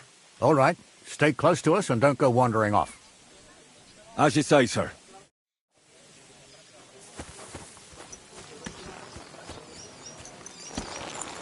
Where will we start searching, sir? If they drove out of Tarkov and headed towards us, they had to pass through Troskovitz. Right, sir. You keep up with us, son. Troskovitz ain't far, but it seems there's fellas vanishing on the way. Very good, Captain. What do you think about it, Captain? I know you told me not to jump to any conclusions, sir, but I can't help myself. Someone's running rampant around here, sir. I know who's running rampant. Yurko in the cellar. We're out of wine again. I knew this wedding wouldn't be cheap, but I'm bleeding like a stuck pig. And the bailiff, the bride's father, you'd get more blood out of a stone than coin out of him. And then he behaves like I shit golden eggs just because I'm a noble. Even though he's got more coin than me. Such are the times, sir. But that Yurko, he's going too far. You know how those Moravians are. It's in his blood. Aye, I noticed. But they're getting too much to handle. Him and his cronies. They started on young Henry, soon as he set foot on the courtyard. What? Is that true, Henry? With all due respect, sir, I wouldn't want to offend your relatives. Don't worry, they're my wife's relatives. I see what you're getting at. So how did this little brawl of yours end up? Young Henry here gave Yurko a nice hammering. Oh, that's no surprise. The fella can hardly stand upright most of the time. You'd have to get up early to catch them sober. But they wasn't that drunk as to give Henry an easy fight. Look here, lad. If you're such a champion, I'm sure you'd accept the challenge of an old man like myself. All right, sir. If you're up to it. You'll see soon enough that I am, Greenhorn. I need a bit of a stretch anyway. There's an abandoned pen along the path a bit. We'll stop off there and see what you're made of. All right, sir. If you'll excuse me, I'll explain some things to the youngster here first. Wouldn't want no accidents happening.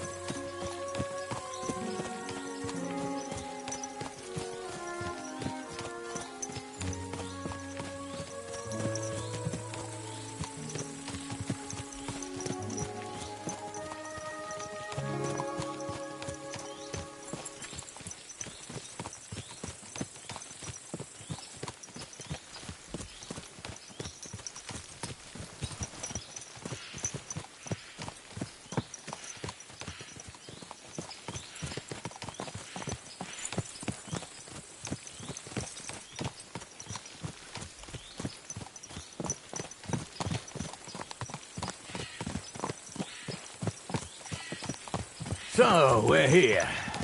Gnarly, tell the youngster here what's what.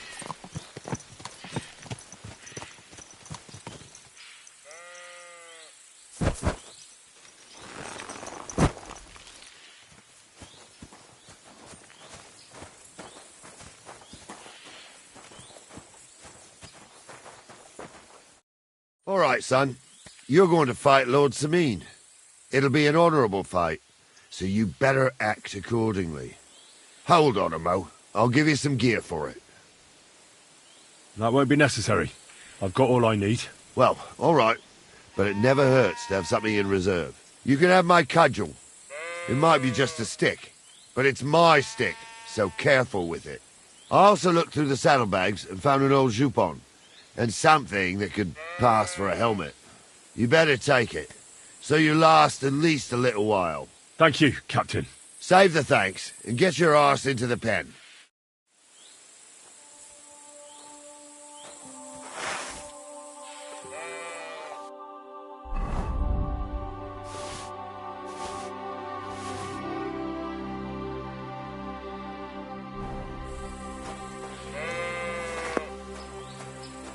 So, young'un, are you ready? All right, let's do it. Ah! God wills it! Come on, then. Too slow. You can't take me! We'll see about that. Get over here, you warrior. Come here, son. Get over here, you warrior. What do you say, son? I didn't even work up a sweat.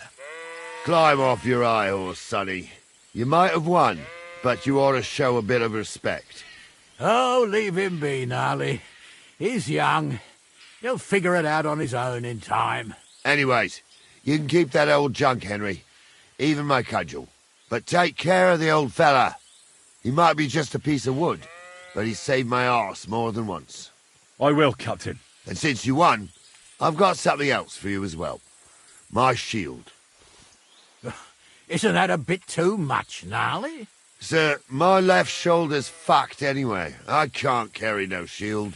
True enough. Thank you.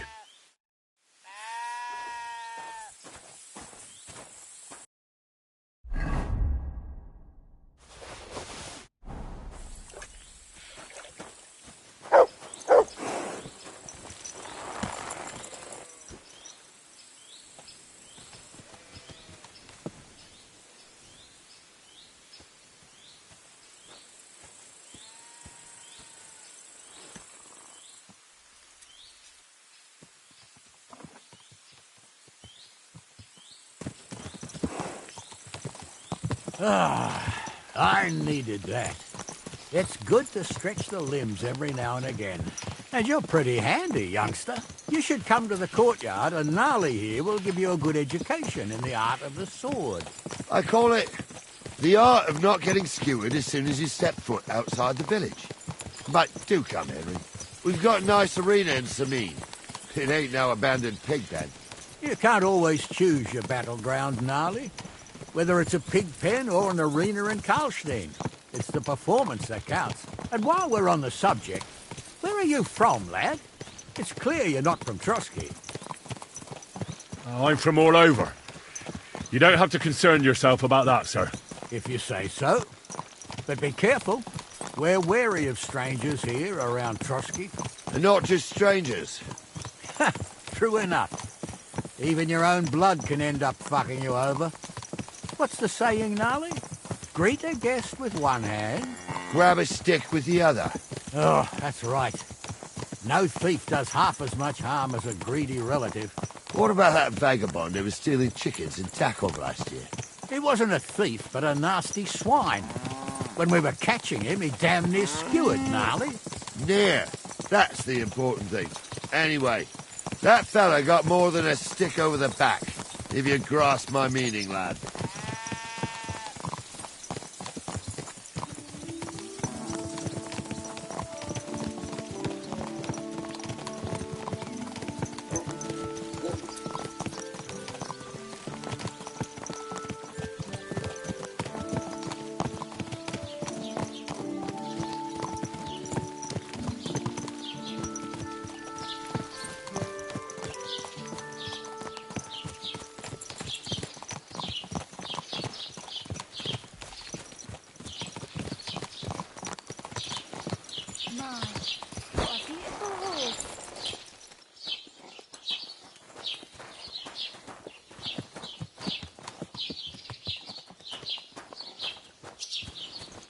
So, we're in Troskowitz. What now, sir? Should I go to the bailiff and ask if he might have seen someone? Well, that makes sense. But the young fella here should do it. If the bailiff sees you, he'll guess I'm in the village and come and bother me. And I'm really not in the mood today for any bombardment of complaints. I understand, sir. All right, Henry. Run along to Rat House and inquire about that wagon. And Henry, not a word about me. Are we clear? About who? Since you're not here, how could I speak of you? That's what I like to hear. Now run along.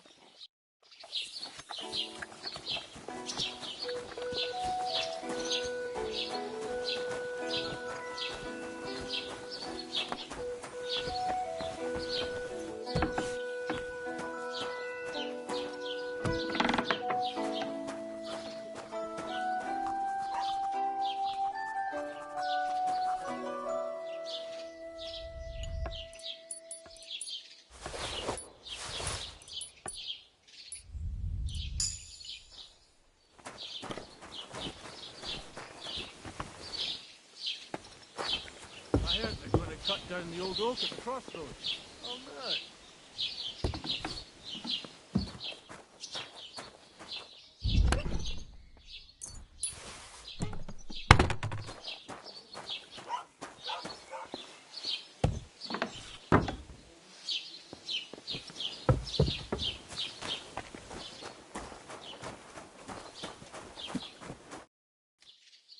Master Bailiff, can I ask you about something? Ask away, by all means. Wait now, aren't you that lad who's helping Radovan in the forge? Yeah, that's me. I heard his hired hands went missing. Yeah, that's exactly why I'm here. Ah, I was thinking they were driving awful fast with that cart. You saw them? I did, a few days back. They raced through the village in the early evening so fast, they were dropping sacks of charcoal. Where were they headed? Towards the east, to Apollonia on the road to Yichin. And you're looking for them? I am indeed. I'm glad to hear it. I heard there were goods for Semin on that cart, and I can do without that kind of trouble now, on account of the wedding, you know? It seems you have a lot of concerns with that wedding, Master Bailiff. Of course I do. I'm the father of the bride, after all. Although not everyone sees eye to eye with me. Lord Semin would be happier if I paid all the bills and left all the decisions up to him. Who's invited, what there'll be to eat and drink, entertainment, everything. It's not like I have a burning desire to deal with it, but if I'm going to pay for it... I understand. But isn't it just that the groom's family is more concerned about these things? That's not it. I'll tell you what it is. It's because Lord Semin is a noble and I'm just a commoner. Only I've got coin. While he's trying to keep the wolf from the door in that piddling estate of his. You ought to calm down. Master Bailiff. That kind of talk can stir things up. You're right, of course. It just makes me mad, though. I understand. Do you know anything about Radovan's hired hands? Only what I've told you. But to tell you the truth, I wouldn't mind if they never turned up again. Why's that? Well, they might look like butter wouldn't melt in their mouths, and Radovan praises them, but I know people. That pair have mischief in their eyes. I can tell. That'll be all. Thanks.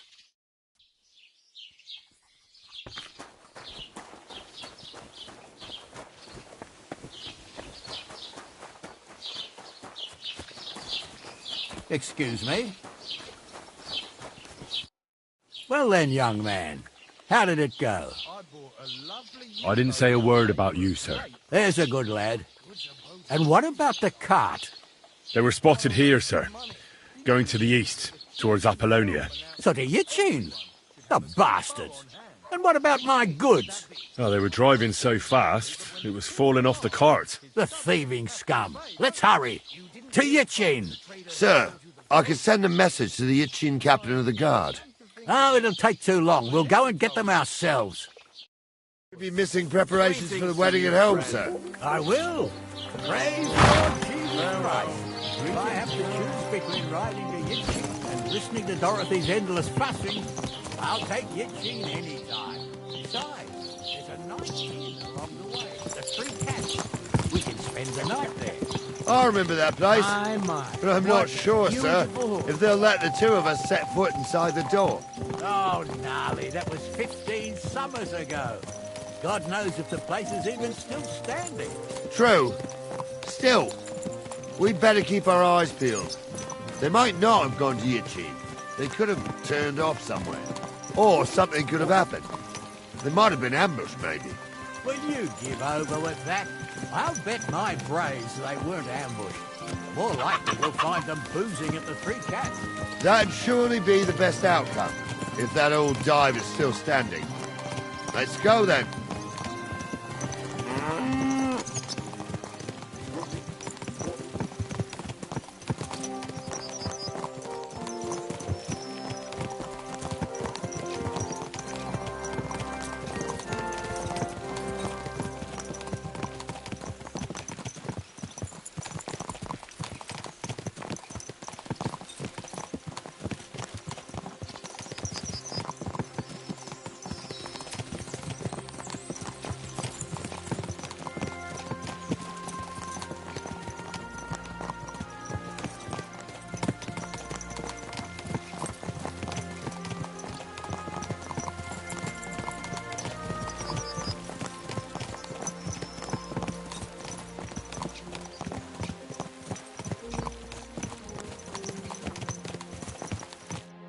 So, St. Anthony, which way now? While you're praying to the patron saint of lost things, go and have a look along the road, Gnarly. And you, Henry, have a look to the left. All right, sir. But don't forget, my eyesight ain't what it used to be. Well, that's what we have the youngster for, isn't it? Off you go.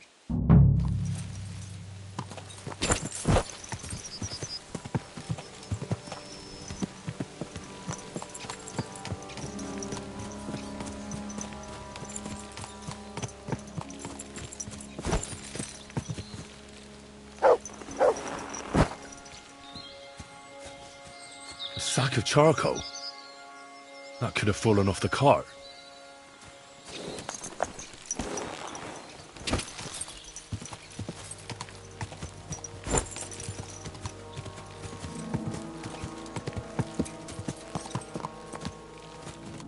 You found anything, lad? There's a sack of charcoal lying in the ditch, to the left of the road.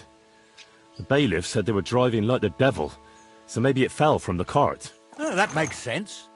To the left it is, then. Gnarly! Back here!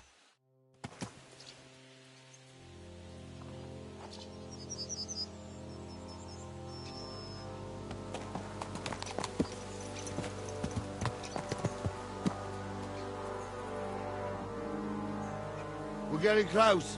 I can feel it in my bones, sir. You'll have the car back in no time. I just hope we find the horses too. Our milker here ain't the youngest, and I wouldn't want to drag it back home myself. A nobleman in harness? We ain't ever had such a spectacle in these parts. You might get to see it soon enough. The lords in this country have all gone to the dogs. Every lowborn with a bit of coin builds a house in Kuttenberg, while we live in squalor. Why do you reckon that is, lad? That's the change in the economical situation, sir. The burghers have more rights, and they make smart use of them. They put their coin to work for them. They've got shops, baths, inns, mills, while the nobles sit waiting until Jack from Backwater Hamlet brings them 3 groschen in taxes on St. Gallus's Day. You're right there. Only Jack hasn't even got 3 groschen these days. None of this would be happening if we had a king. And I mean a real one. Not Wenceslas or Sigismund. Oh, anywhere that's not ruled by a strong hand, all sorts of things go wrong. Especially when you've got Moravian relatives eating you out of house and home.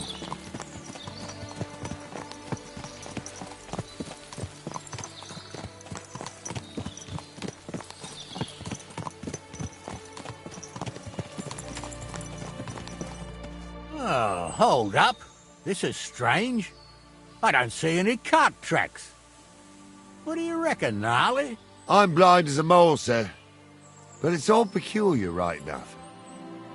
Where the hell could that cart have vanished to? Well, that's just it. They had nowhere to turn off. I'll look up the road a bit. And you, Henry, have a look back along the road. Maybe it fell in a ditch somewhere. Who knows? Very well, sir.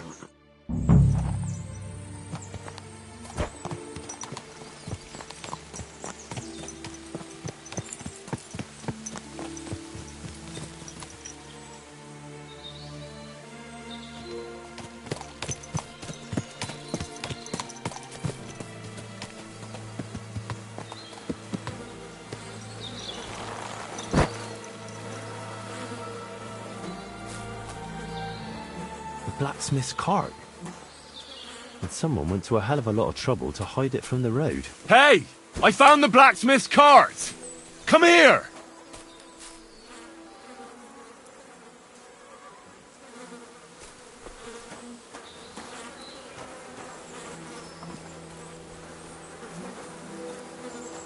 Come here! Well, now... Here, mutt! Here we have it. The blacksmith's cart. Someone went to a lot of trouble to hide it from the road.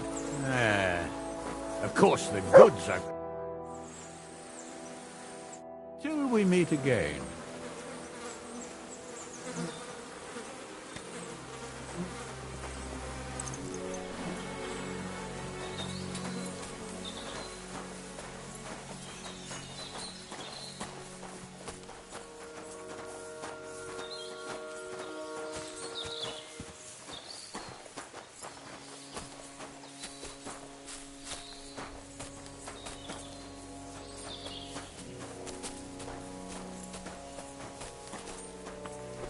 Ah, Apollonia.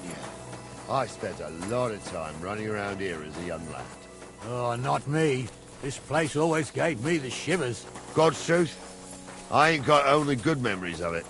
One time, got my legs stuck in a crevice a bit further on. Trapped there all night I was, shitting myself with fear. It wasn't till morning that the folk from the fortress found me. The whole of Sameen was out looking for me. See, at least you came here as a kid. It still gives me the creeps here. Why's that, sir? It's just some rocks, ain't it? You'd sing a different tune if you'd had the rope-maker's wife as a nanny when you were little. Now, she had some tales about this place. Headless horsemen, goblins and white ladies. Every night, we'd gather by the hearth. The old woman would sit at her spinning wheel telling stories. I'll tell you, Captain, there isn't much I'm afraid of. But when that blind old crone was croaking her tales of devils and holes to hell, with the fire crackling and the wind whistling outside the windows, and the whirring of the spinning wheel... Oh. Shh. Yeah, I hear it. There's somebody there. Sure enough. Let's get closer. chosen. Have you forgotten I was ordained, you ignoramus? You were never ordained, Monster. I was. Dumbledore, in the Forest Chapel. What do we do now? I heard more than 2 voices. I used to clamber around here as a young lad. The girls from Slatigo used to come make a fire here and jump over it. And so's their underwear wouldn't catch fire, sometimes they'd take it off. That's nice, Gnarly, but I don't think it's scantily clad maidens we'll be running into here. So what's that got to do with anything? Well, there's a nice view into the gorge from up there. We only have to go back a bit, and we can get up there nicely. Right. Henry, what are you waiting for? This is just the kind of thing we took you along for. I'm afraid of heights, though. Jesus Christ, boy, if you've got any sense at all, you'll pull yourself together and get your ass up there. If you've got anything to fear here, it's me. Now shut up and get going. Miserable Baron sits on him.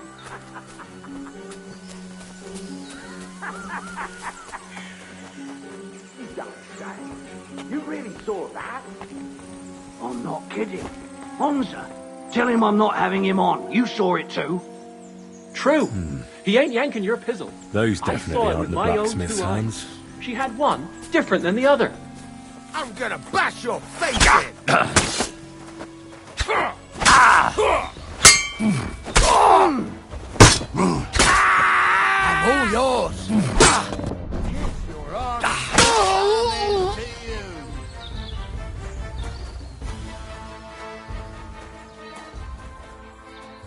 Hey, Henry, get over here. What's the hold up, damn it? What's the hold up, damn it? Stop dawdling. What's the hold up, damn it? Oh, this day took it out of me, and no mistake. And it ain't over yet, sir. Your goods ain't here, and none of them bastards look like the blacksmith's hands. Am I right, Henry? Well, we can't ask them now. Oh, well. That's how it goes sometimes. But I don't think it was them. Me neither. But right past that peak is another good camping spot. You think this was a patrol? It makes sense. But I don't want to go assuming the worst. We might have just run into them bandits by chance. Yeah, well, you were right, as always. Let's go, then. Are you ready, Henry? I am. Let's go. I thought we had everything clear, Venser. You tried to fuck with me, so until we ride out, you're gonna stick right there and keep your mouth shut. We did everything you asked. We got the blacksmith cart and the goods. Horse shit. You tried to fuck me. That bastard cousin of yours owned up to it. It was his idea. I wanted nothing to do with it. Make no difference to me, Venser. You vouched for the crooked fucker. So now, it's on you. Actually, you could consider yourself lucky. If you hadn't saved my ass that time in Colleen, I'd have goat ear skin you alive.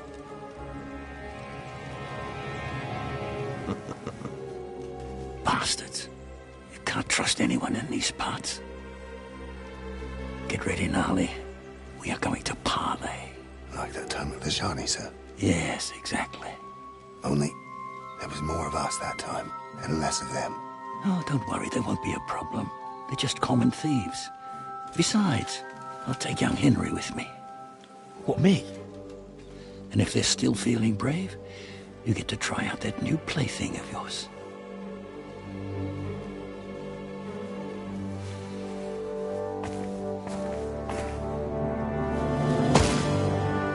Ahem, gentlemen, I'm obliged to you for looking after my goods, but I'll take them back now. Just hand them over, and I'll let you go. Oh, you must be from Samin, sir. Well, of course you can have everything back. As long as you ask nicely, eh? Or how about we do things differently? You lay down your weapons, and we can all have a nice little chat. I mean, I don't intend to go murdering local lords. I just want your coin. That's very noble of you, sir.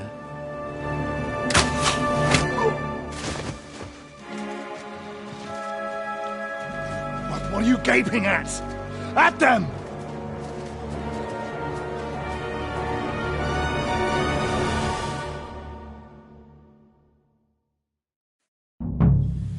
At them! Fuck you, whoreson! At them, men! Good! You're going to fuck with us! Slice him up!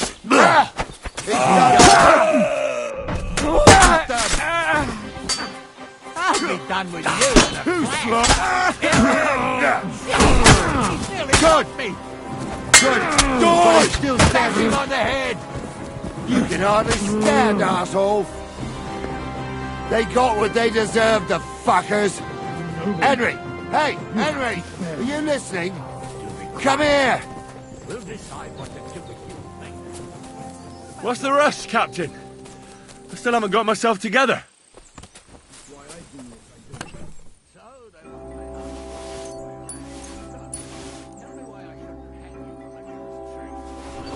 Hey, Henry! You can't just lynch me. Well, who's going to stop? What now? One of them bastards fled into the rocks. Chase him down and bring him back. But they'd taken him captive. What use would he be to us? Are you deaf? Didn't you hear what they said? They took him captive because he wanted to drive off with the load. They fucked over Radovan, fucked over his lordship, and wanted to fuck over that bandit too. They were in cahoots. Only the thief wanted to rob the thieves. Aha. And they deserve the same punishment, if not more. And what punishment can he expect? Maybe he'd surrender to me if I could promise him something. Now listen up, Henry. We don't promise nothing to no scum. Never. He'll most likely get the rope. And if you promise him anything else, you'll be lying. Don't forget, a man's word of honor is what separates a noble from a robber. I'll go and track him then. Great. Hurry. Be quiet.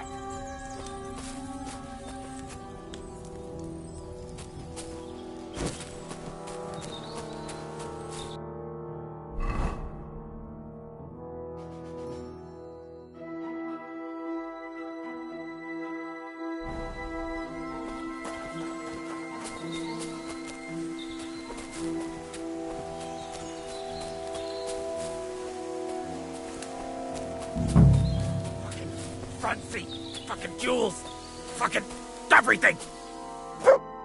I've got you now, Venser. You've nowhere to run to. Yield. Well, why the fuck would I? It's just you against me. Besides, if I do yield, it's the rope for me anyway. Who knows what they'll do to you? You might just get a whipping. For robbing Semine, that old miser. He left me strung up from the nearest tree. I'd be better off jumping off the cliff. Hey, I saw you cozying up with Gules. Seems to me he trusts you pretty much. What? He wanted to skin me alive. But he didn't. What's that got to do with anything, anyway? Well, I'd say you have a way with the nobles. People trust you. You just say it was the rashness of youth. Pour ashes on your head, and they'll be lenient. You'll tell Lord Semine it was a youthful folly, eat crow, and that'll be that. Convince his lordship? I'm not sure. Well, either you give it a try, or we fight it out, or you jump. Although, Ma always said I could talk my way out of anything. For sure. I'm better at it than fighting with strangers or diving headfirst off a cliff. All right. But only if you'll put in a good word for me. You'll tell them that I gave him up right away, and I don't know, well, the face of the Virgin Mary appeared in the clouds? You got it. But I'll try and think up something better than the Virgin Mary. All right. Let's go. I've got a prisoner for you, sir. Excellent. It all worked out quite well in the end. Gnarly will take care of this scum. What about Gules? He caught a few good hits, but he's alive. We'll take him with us. I need to have a strong word with him. You did a good job, youngster. You've got heart. And so you don't say I had you clambering over these rocks for nothing. Here's something for you. Thank you, sir. Don't thank me, you deserved it. And now, let's get that accursed cart back to Samin. Want a ride? We'll go via Troskovitz. We can drop you off there, and you won't have far to Tarkov. You ought to report back to Radovan as soon as possible about what happened with his hands. What's going to happen with that pair? You mean Radovan's hands? We'll see. The one that ran for it, it's clear with him. The other fellow was tied up, so who knows what went down. Maybe he was innocent. Gnarly'll have a word with him, and we'll see what he tells us. Sir, Venser surrendered because I promised to put in a good word for him. Well, it's nice that you promised him, but I'm the one who'll decide on the fate of that scum, and it's quite clear to me. All right. A ride would be great. My legs are sore. Wait until you're my age. Well, let's get going.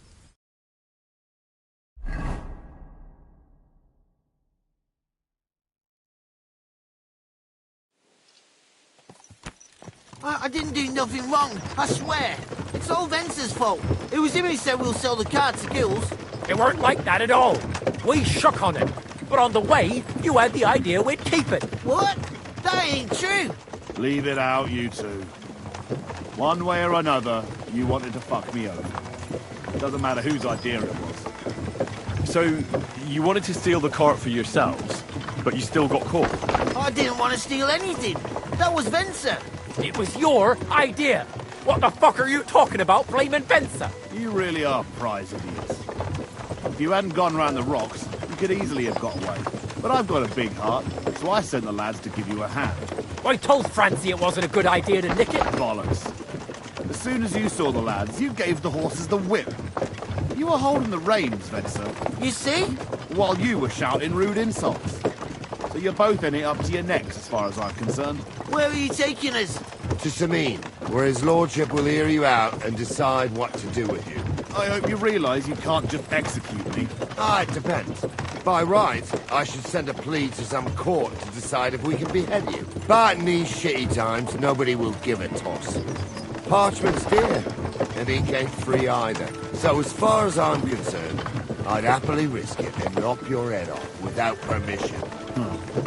I see how the law is respected here. Ha! Are you yanking my bizzle? You're a fine one to talk about law. And what will happen to us? If Lord Semin's in a good mood, he'll try to find out whose idea it was. It definitely wasn't mine. You're such a rat, Francie. On the other hand, when I hear you lot going on and on, I reckon he might not give a damn. I'm innocent. I swear on my soul. Is that supposed to soften my heart? Psha! Every Manji I dragged to the gallows swore on his mother. Nobody with any decency would risk his mother's immortal soul, even if he was as pure as the driven snow. But this bastard doesn't think twice about his soul. You should be ashamed of yourself. The captain's right. Only the lowest of the low swears on his mother. That's right. You always were a piece of shit, Francie. No scruples. Well, ain't it grand to have you here to explain everything? Now shut your gobs, the three of you. Don't want you poisoning the air with the shit you spout.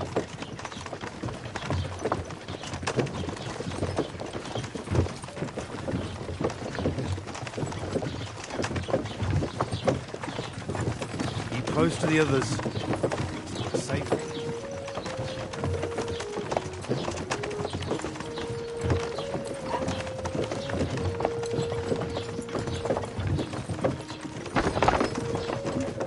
Right, we're in Troskovitz.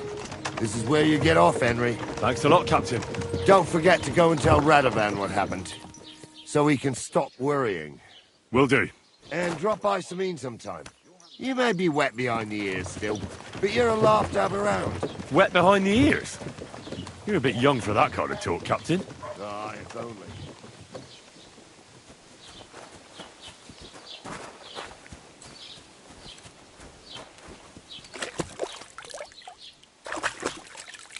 You have a kind master, eh?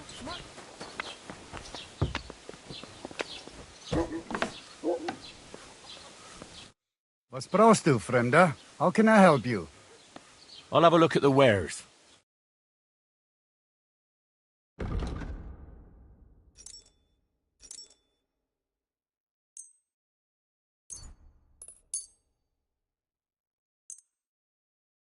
I'd like to Aye, you convince me with that price. Pleasure doing business. Take care.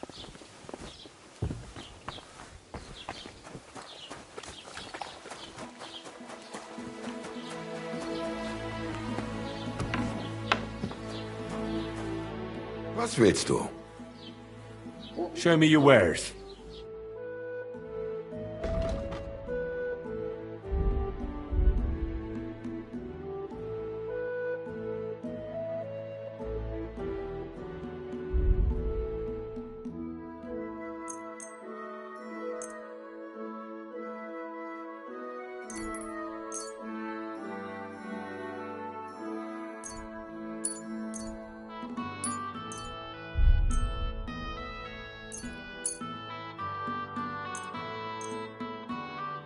I'd like to do... Ja, finally. Das war ein gutes Geschäft. Auf Wiedersehen.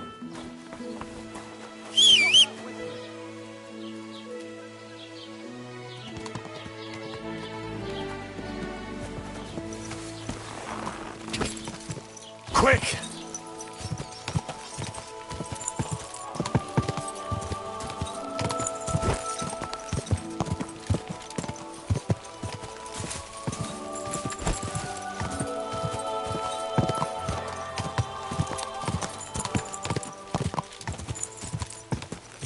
Go!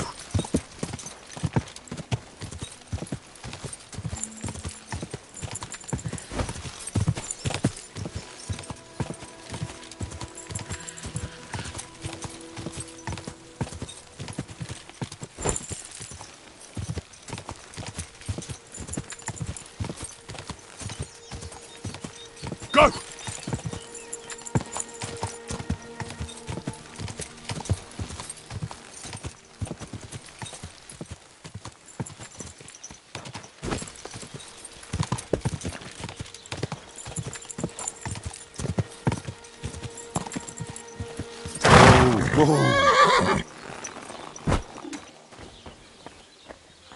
Praise be.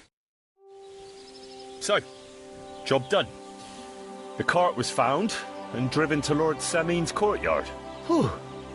That's a relief. And what happened to that pair of idiots? It turned out they tried to rob you. Oh.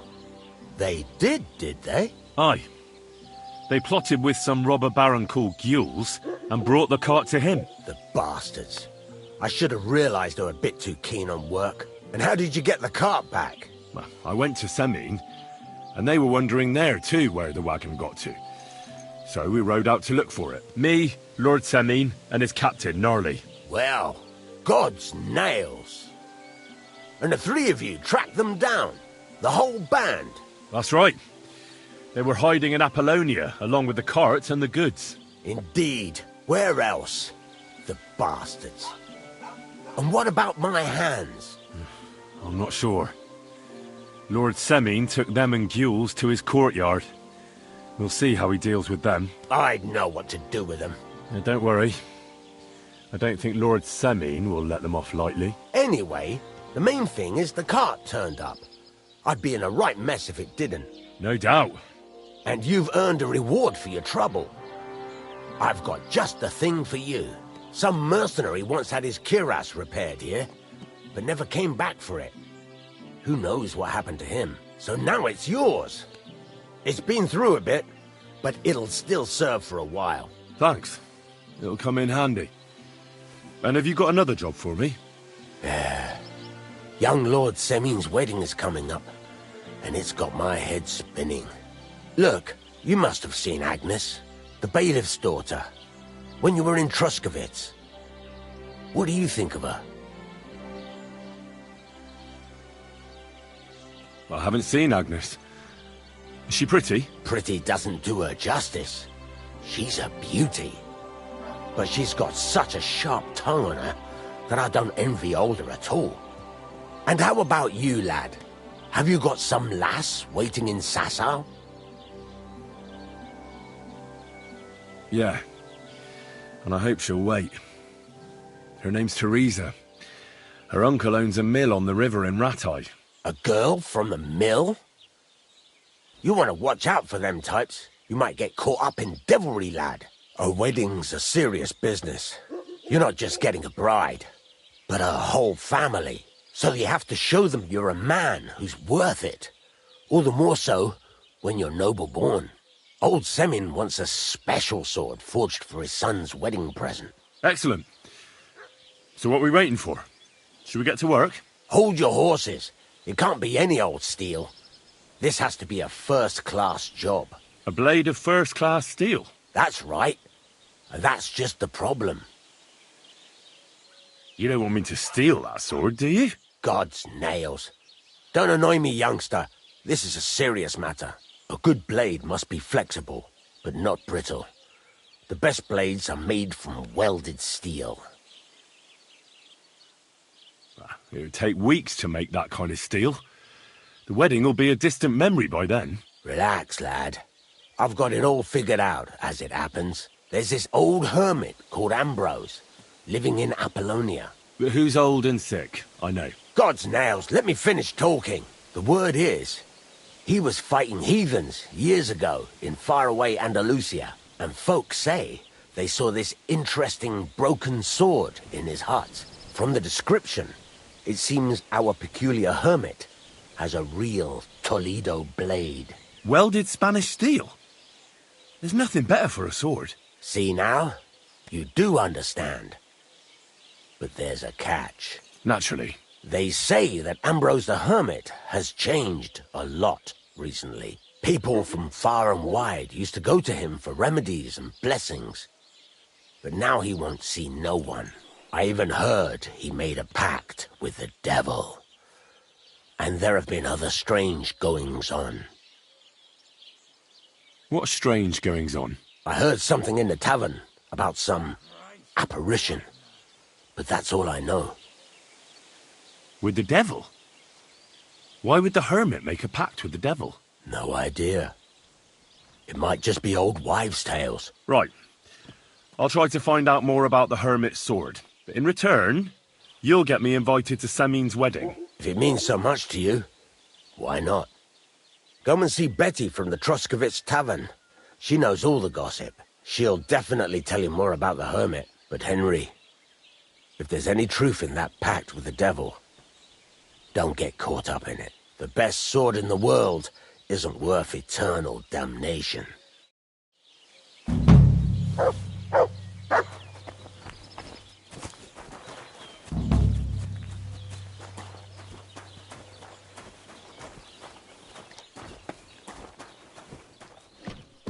Nice out today. Hope it lasts. What do you want? I'll have a look at your wares.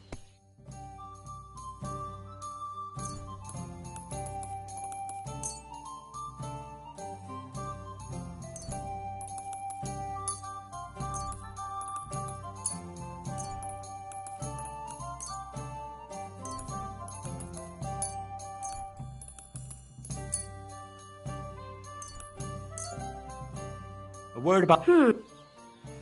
Aye. Pleasure doing business. God be with you.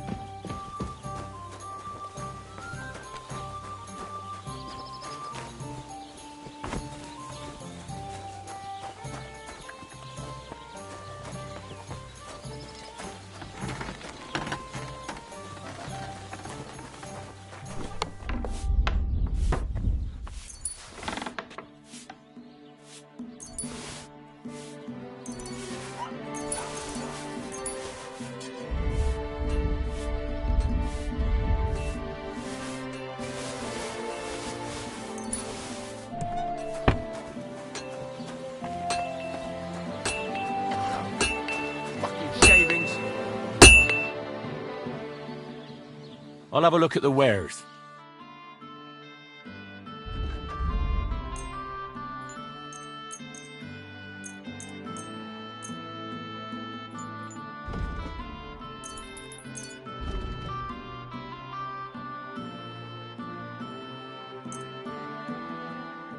Let's talk. Well... Aye. Thank you. And come again, Henry.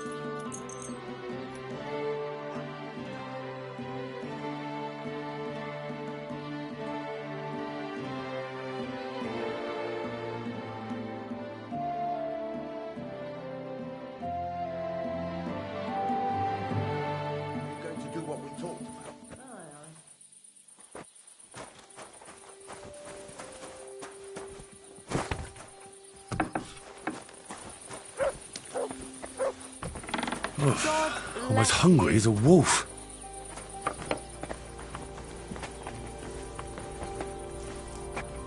God be with you. Greetings to you too.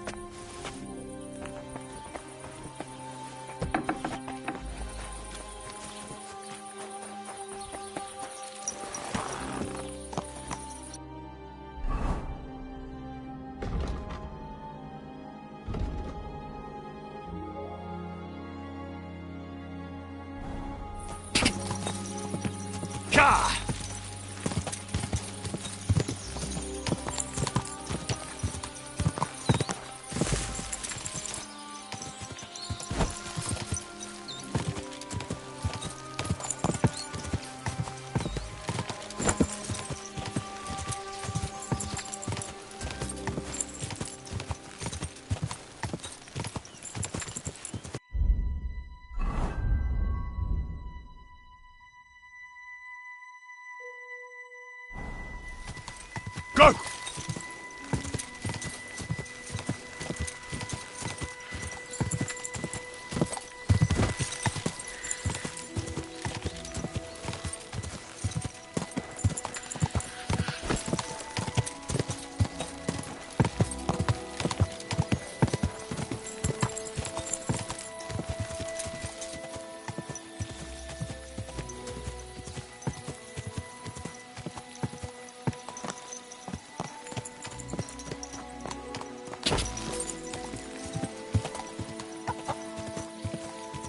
Whoa! Whoa!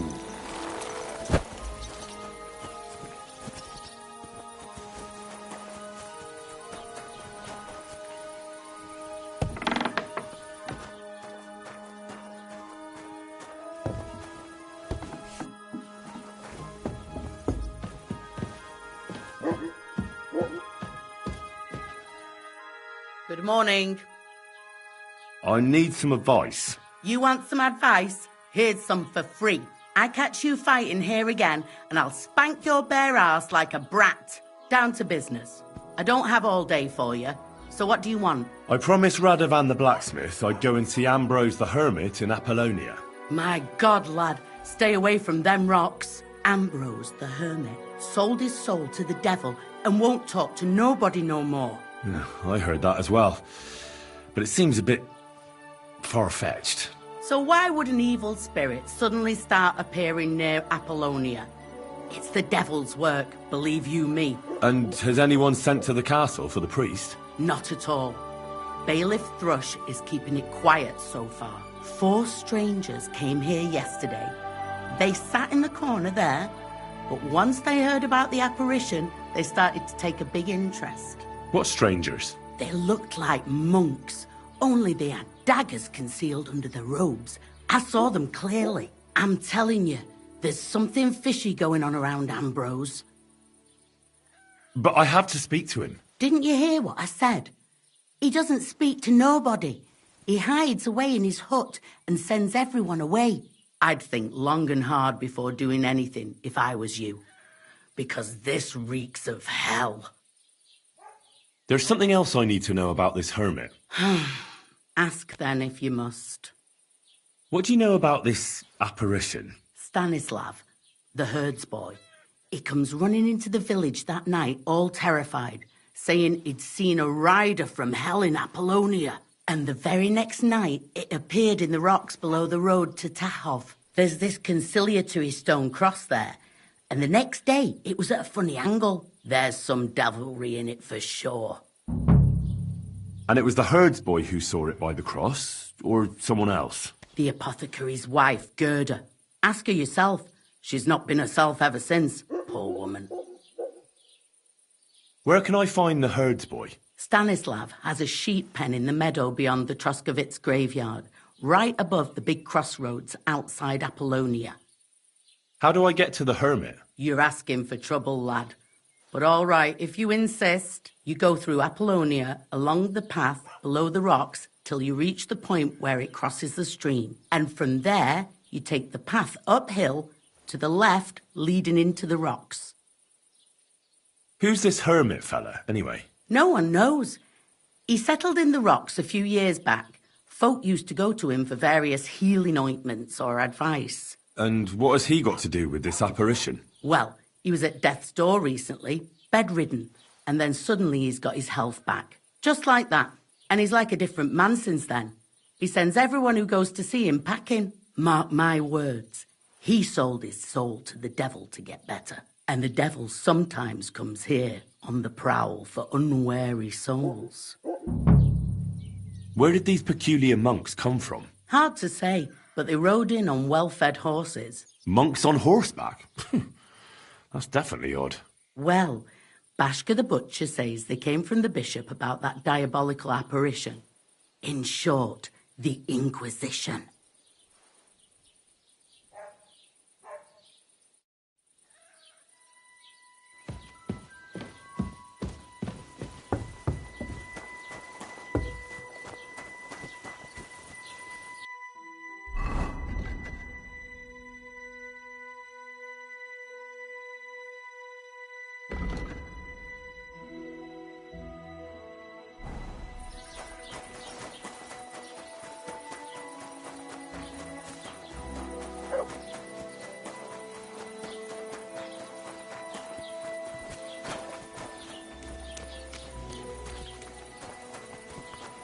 Greetings.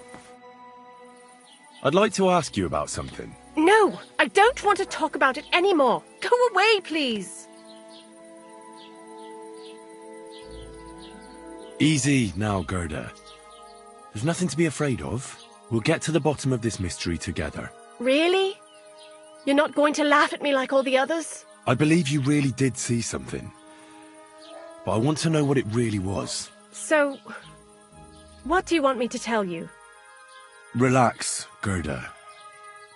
Have a think, and then tell me what happened with the apparition. It was the day before yesterday.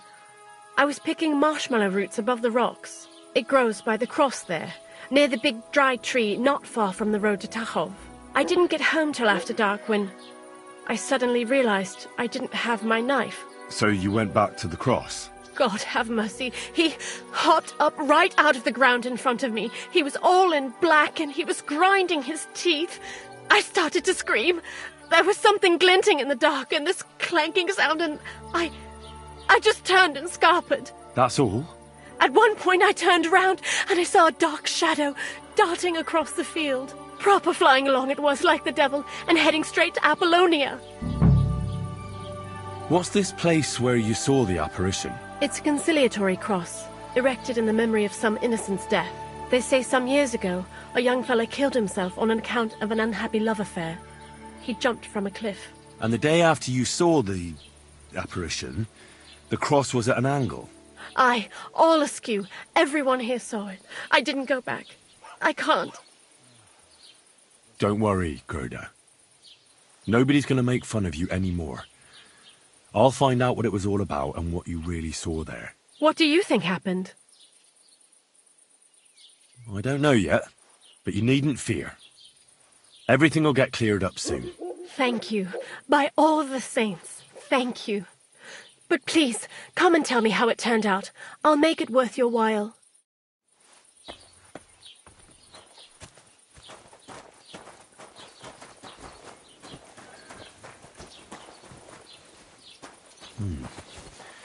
Gerda really did see something. That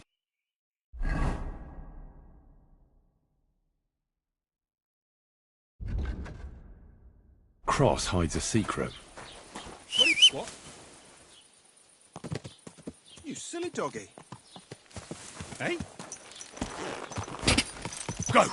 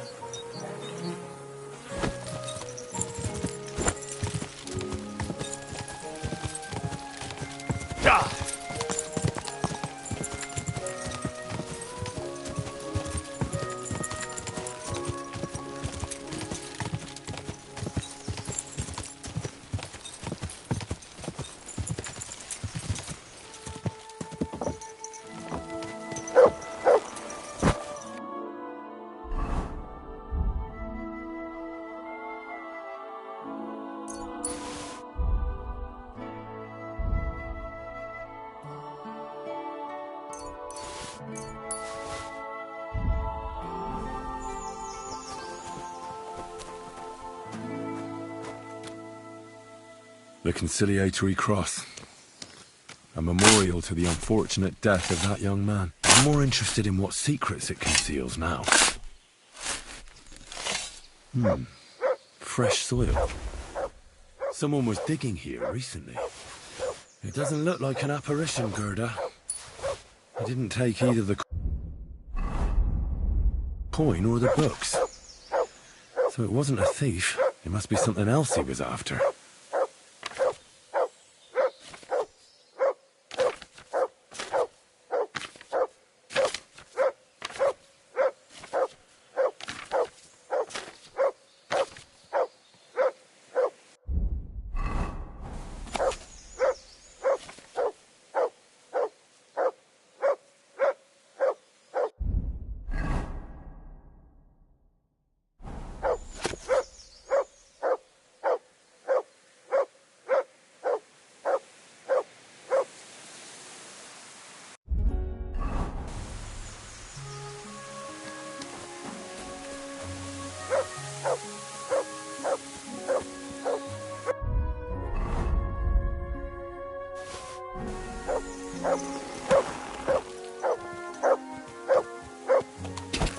Quick!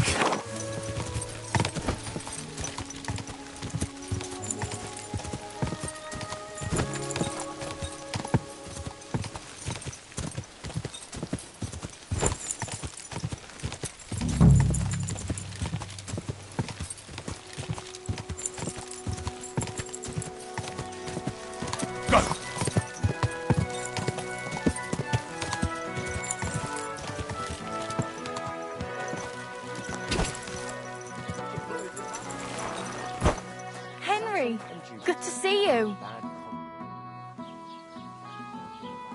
I hear Ambrose the Hermit has some old sword. Aye, a broken one. He used to have it hanging on the wall of his hut, but that was long ago. I heard a shepherd saw an apparition in the rocks. It's not wise to go there. There's a diabolical horseman haunting the place. What do you know about the apparition at the cross? It's all God's holy truth. Gerda from the apothecaries saw the devil there. What happened to the hermit? Hard to say. Better not go near him. He's been acting strange lately. See you soon, my friend.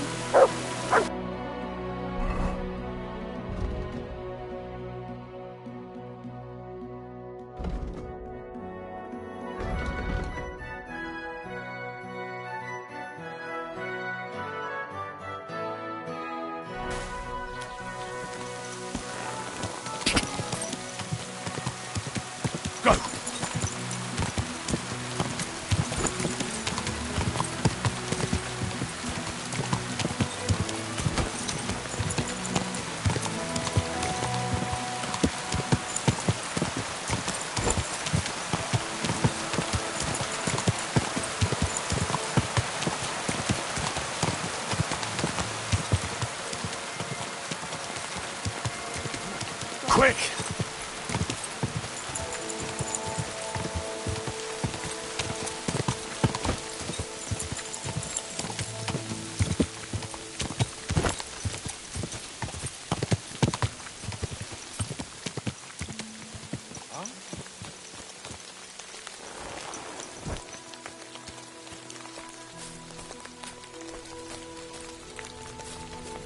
How now, good man? You might be interested in some nice wares. I'm interested in this. How's things, goodman? Lacho Dives Gaggio. What would your name be? Folks call me Carol. Have we met before? They call me Henry of Skalitz, and no. There's little chance we met before. Good, Chacho. We have not met for sure, but that does not make us strangers now, does it? So what can I offer you? And what's the price? That depends what you fancy, Gaggio. But let me tell you, I do not do anything shady. That sort of business is nothing but trouble. I'd like to know what the future holds for me. But Jav, who would not? But you are out of luck. Only my Maria can divine what lies ahead, and she has just gone to the village. If you have anything of interest to sell, I'll buy it. God, Chacho, hardly riches, I grant you, but something might take your fancy, and I swear by the Blessed Virgin herself, it's all honestly come by Avar the deed.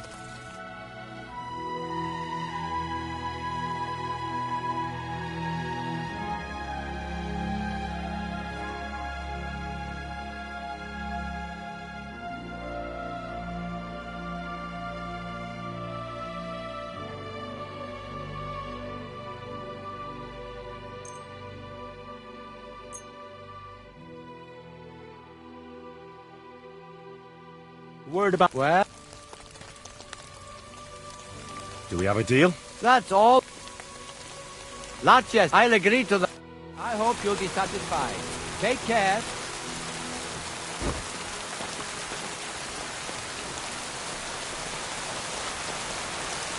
Well.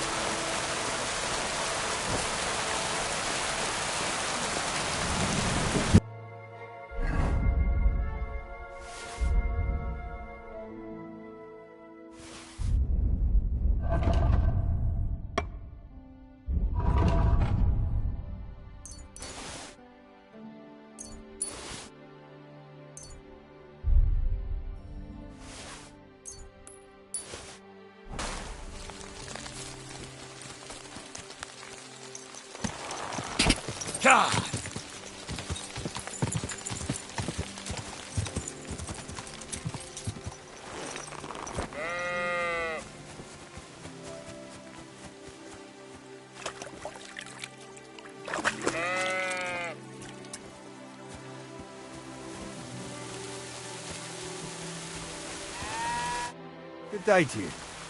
I hear you saw some diabolical apparition. Is that true? Ah, you're that wolf hunter, Henry, aren't you? Yeah. This time I need something from you. What about that apparition? Tell me. Why do you want to know? Forget that shit, pal.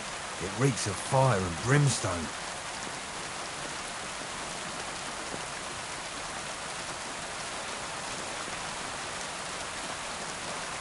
Want a swig of schnapps? Or two, maybe? If it's any good, I won't say no. Show it here. Here. Take the whole bucket. Crikey! Thank you kindly. What did you want to know? What exactly did you see that night at the crossroads? A diabolical apparition. A black rider on a black horse flew into Apollonia. His eyes glowed, and his horse was black as charcoal. He turned this way and that a couple of times at the crossroads, and then darted off into the rocks. To the hermit's place, I'm sure. He turned this way and that? That's strange. Would the devil not know the way? I'm telling the truth. Gerda from the apothecary saw him too.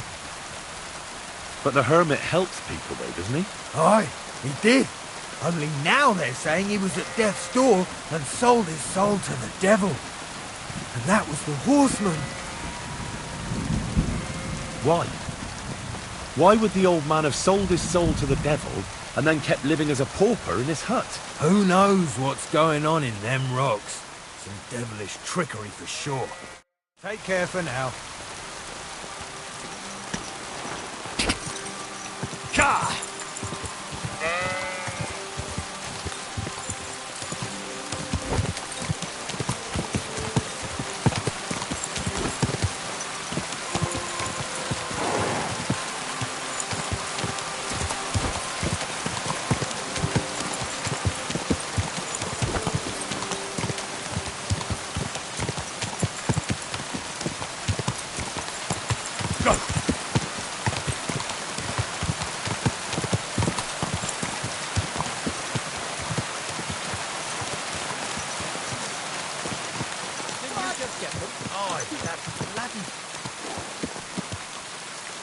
Hey, I'd like a word. How are you? And what do you need? To have a little chat with you. Ah, a buyer for our wares. I'm not buying anything off you. No, wait, hold on. I've got a seriously good offer for you here. What exactly?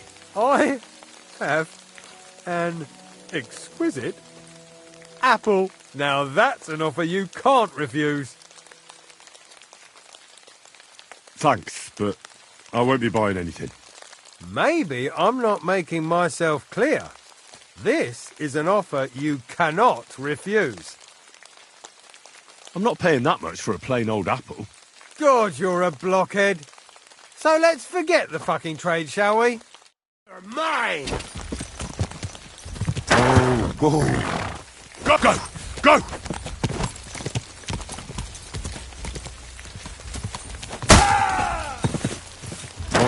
Oh,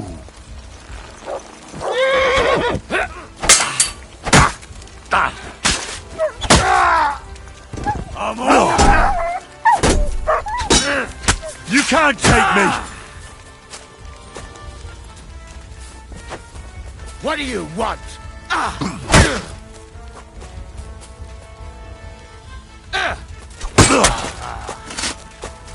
Piece of shit!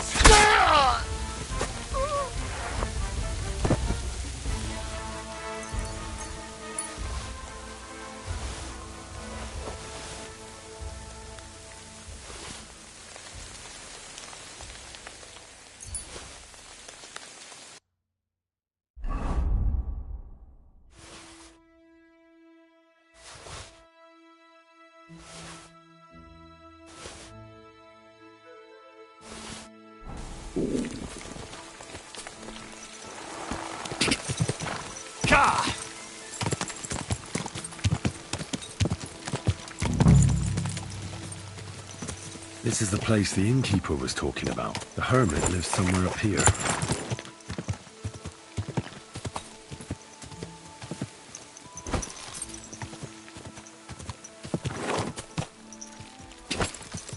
Whoa! Whoa!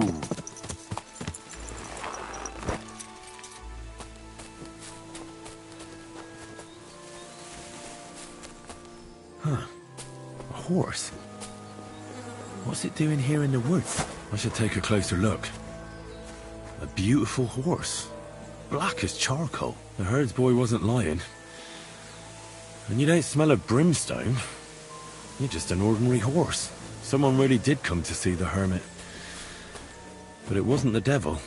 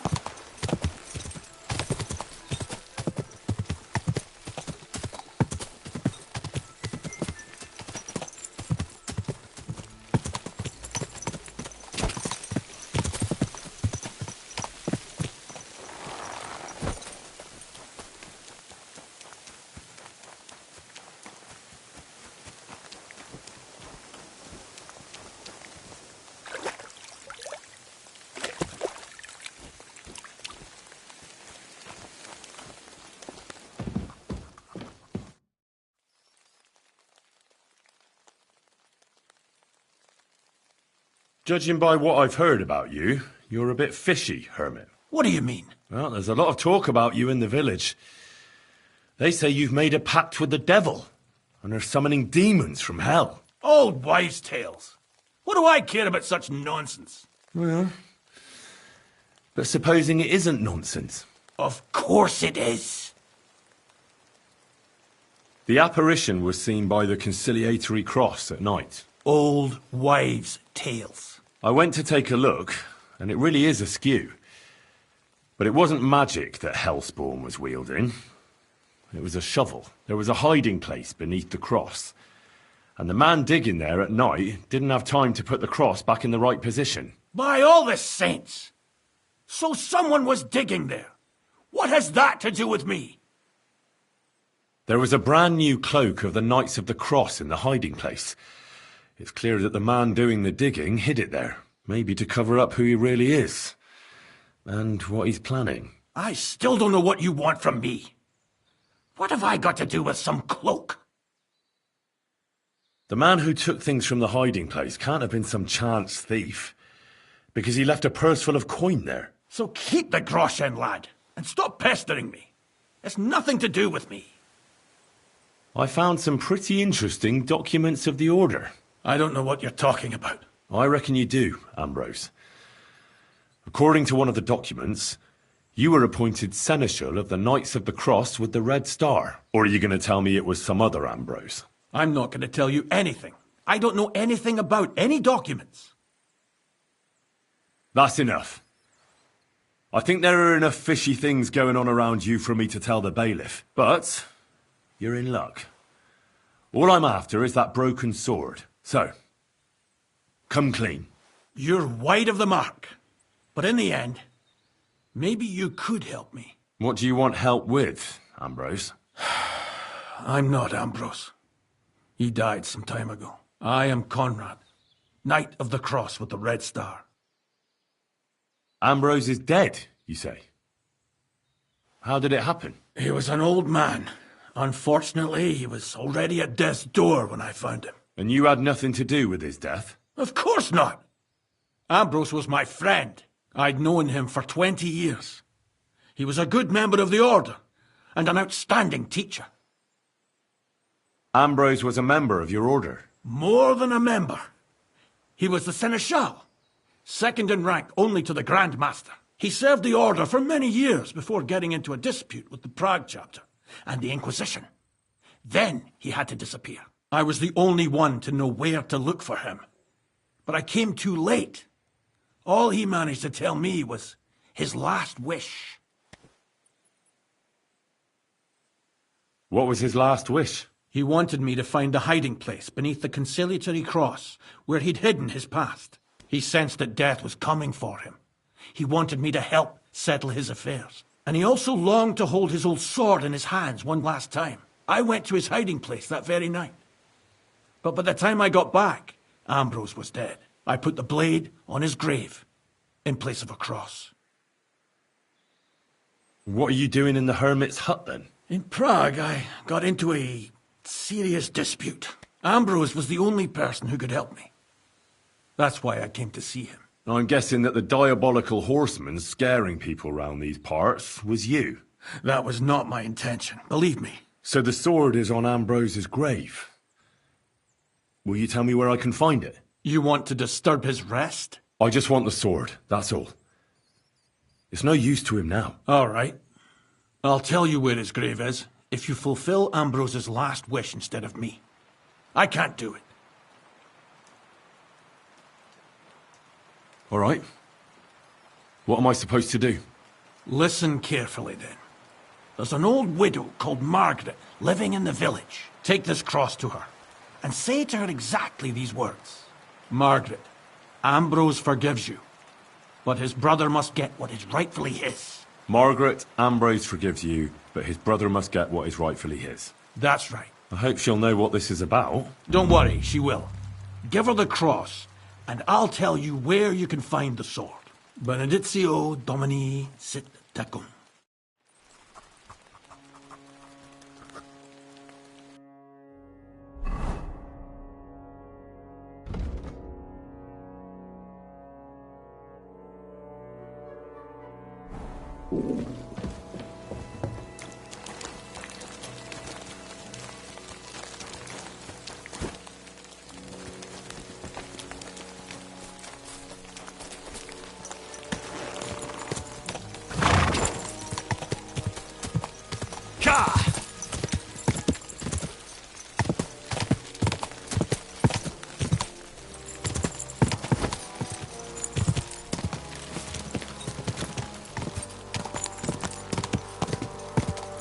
I should eat something.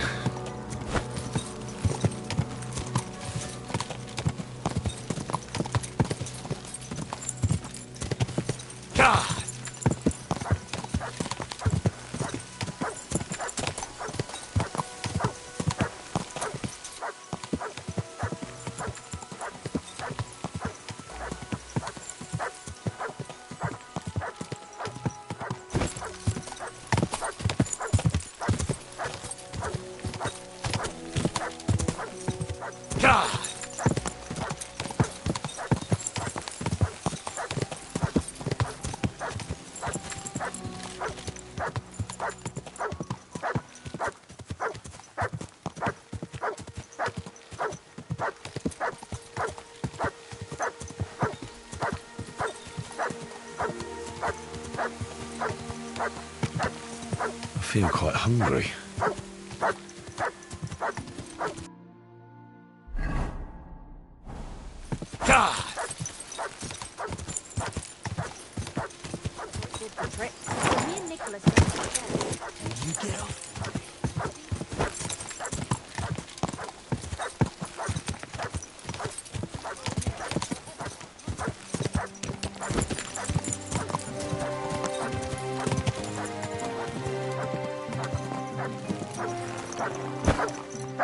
Come here.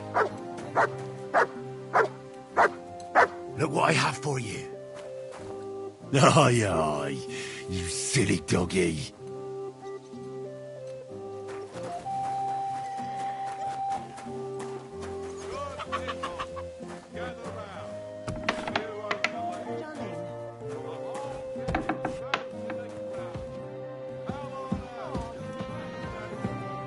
Good day.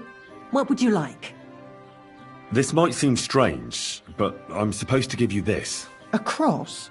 Mother of God. What is the meaning of this? Margaret, Ambrose forgives you, but his brother must get what he deserves. Ambrose? The hermit? It was his wish that I give you the cross and the message. He said you'd know what it's about. Oh my God! By all that's holy, it couldn't possibly be him. All those years, I'd lost hope. I never forgave myself. I committed a mortal sin. Well, I don't know what you did. This is supposed to be your absolution. No, there's no absolution. Not yet. You said it yourself. Not until Ambrose's brother gets what he deserves. The bones. They still lie there outside the wall, Help me. His soul must find peace. All right. I'll help you. But you'll have to tell me more. Thank you, lad, thank you. But not here. We must go to the graveyard. That's where my curse lies. Let's go then. There's no time to waste.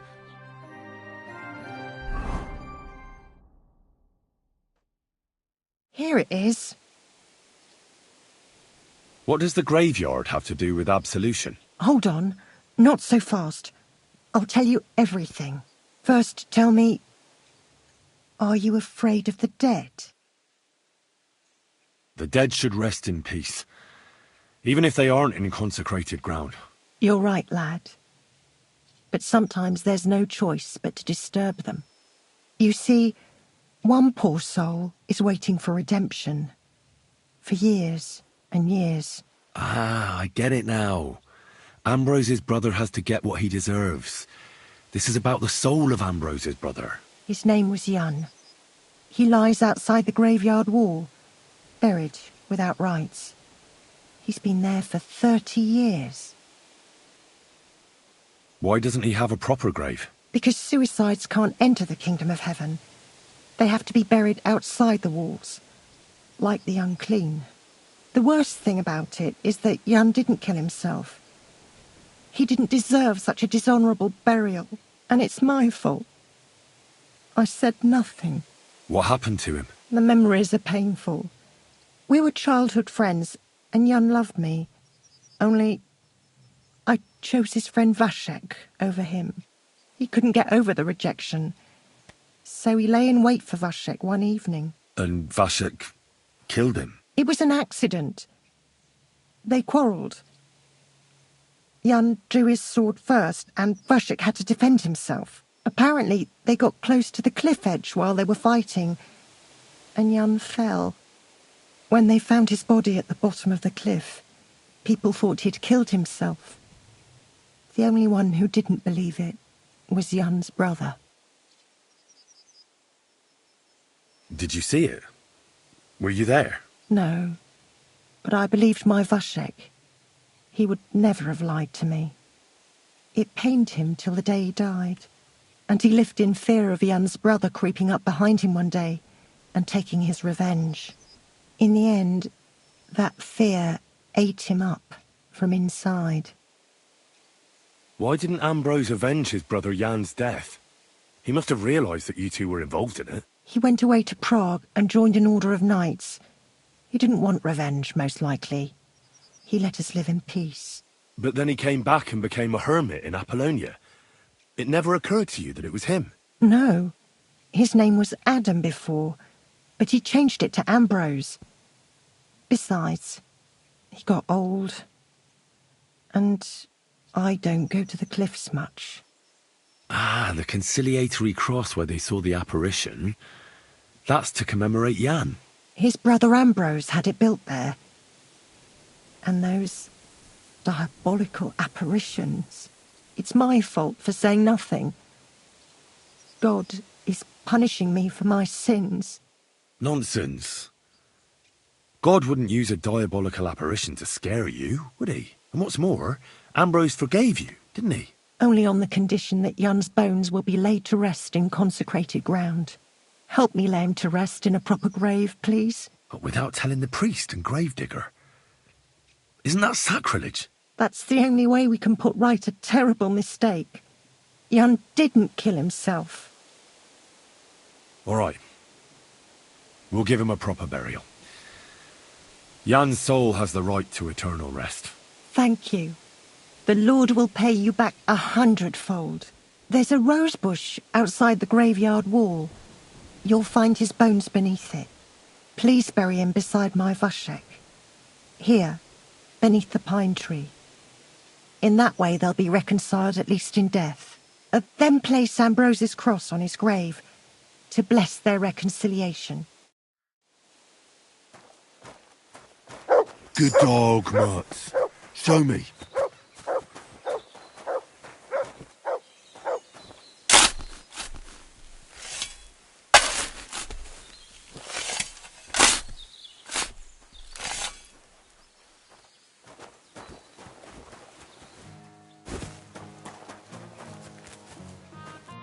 wish you a pleasant... I heard Stanislav had some kind of nighttime vision. A diabolical apparition. Mary, Mother of God, protect us. A few days ago, he ran into the village on his last legs with fear. He said he saw a diabolical horseman down at the crossroads.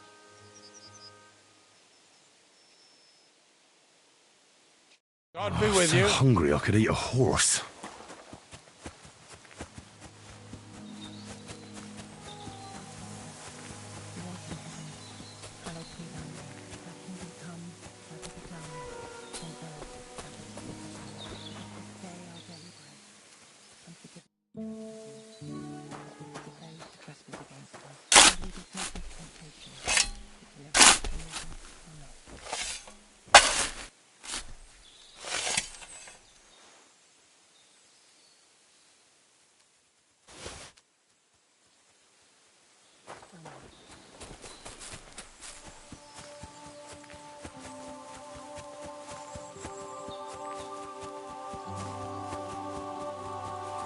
Did you sleep in a bar or what?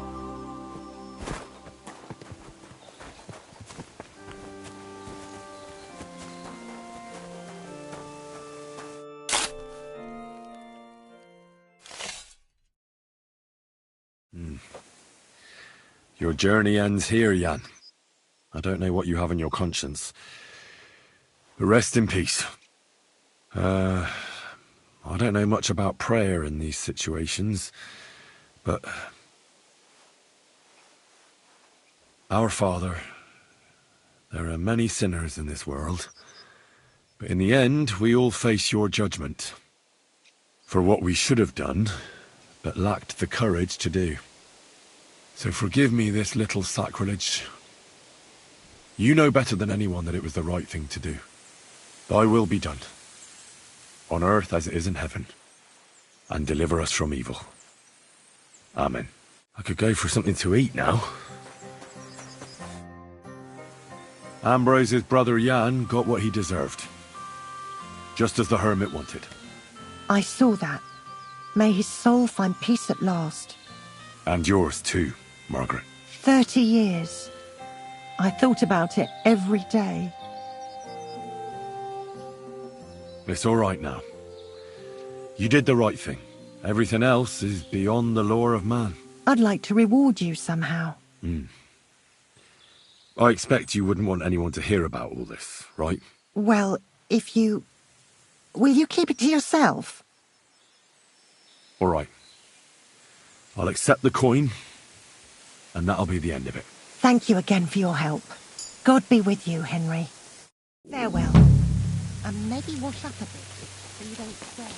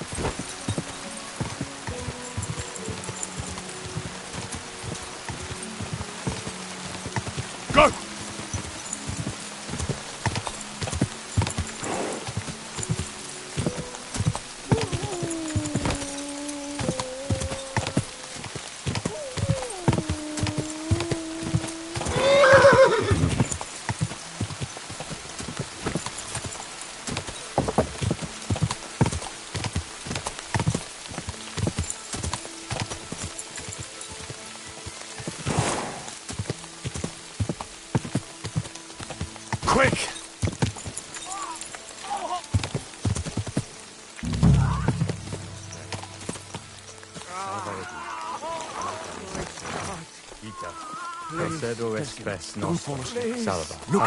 Hey, fella! Listen, we need help! What happened? We are Knights of the Cross with the Red Star. Good brothers in Christ. I'll explain everything, but there's no time now. We have to act fast. Our brother Glesgan is dying. The crazy fool shot him. Help us. I don't know you. So why should I help you? He won't help us. What's he doing here anyway? He's bound to be in league with Conrad. At him! Quick! Don't let him get away! You're a dead man! Don't Wait. play games. I surrender. No yielding, you piece of shit!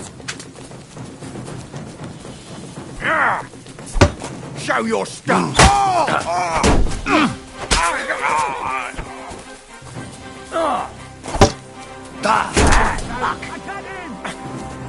Show what you're made of! You got him! No chance! I can't shoot through you! You got him!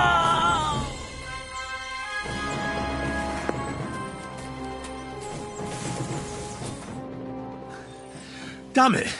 What was that all about? I think I owe you an explanation. Yeah, you're right. Let's hear it then. And what is it you want to hear from me? Why were they trying to kill you? I had proof that our Grand Master Zdeněk had betrayed the Order and was conspiring with the Prague chapter. But it was turned against me. Damned Inquisition.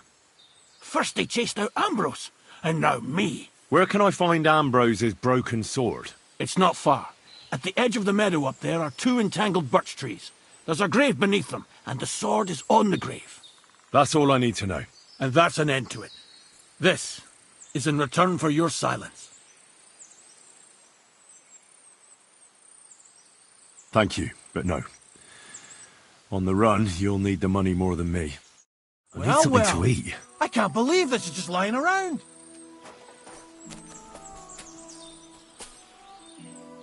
The lads will never believe me.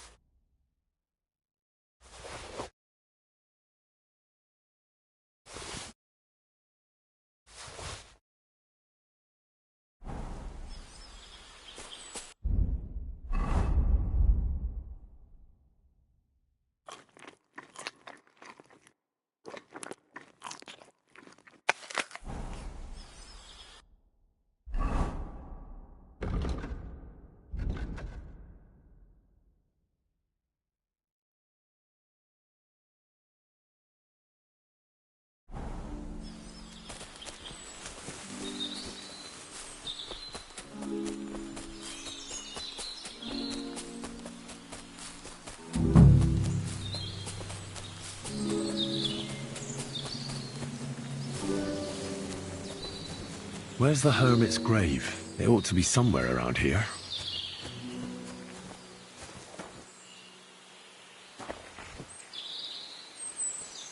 Now that's what I call steel. It may be broken, but there's hardly a trace of rust.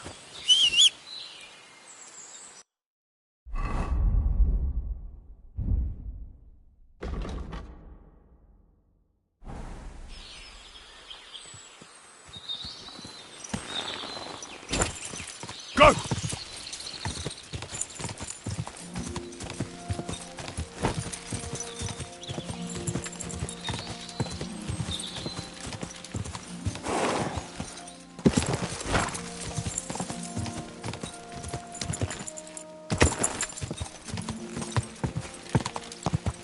Quick!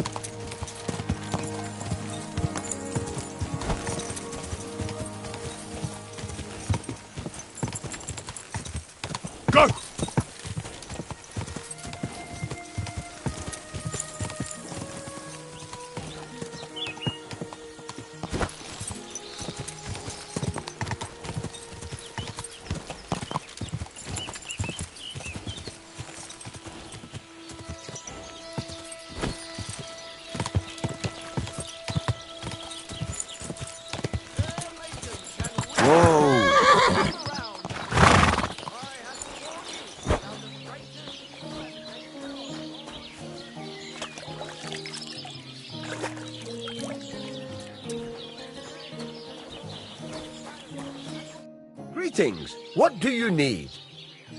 So I'm back, Master Blacksmith. Excellent. How did it go with the hermit? He's dead. What? Did you? No, not me. It just got a bit complicated. Anyway, it turns out old Ambrose really used to be a knight. And this really is Toledo steel. You were right, Blacksmith. God's nails. That's quite something. First class welded steel. Ambrose must have broken the sword himself, deliberately. It wouldn't have just happened in battle. That's exactly what we need. See now, youngster. My clever plan worked out nicely in the end. Right.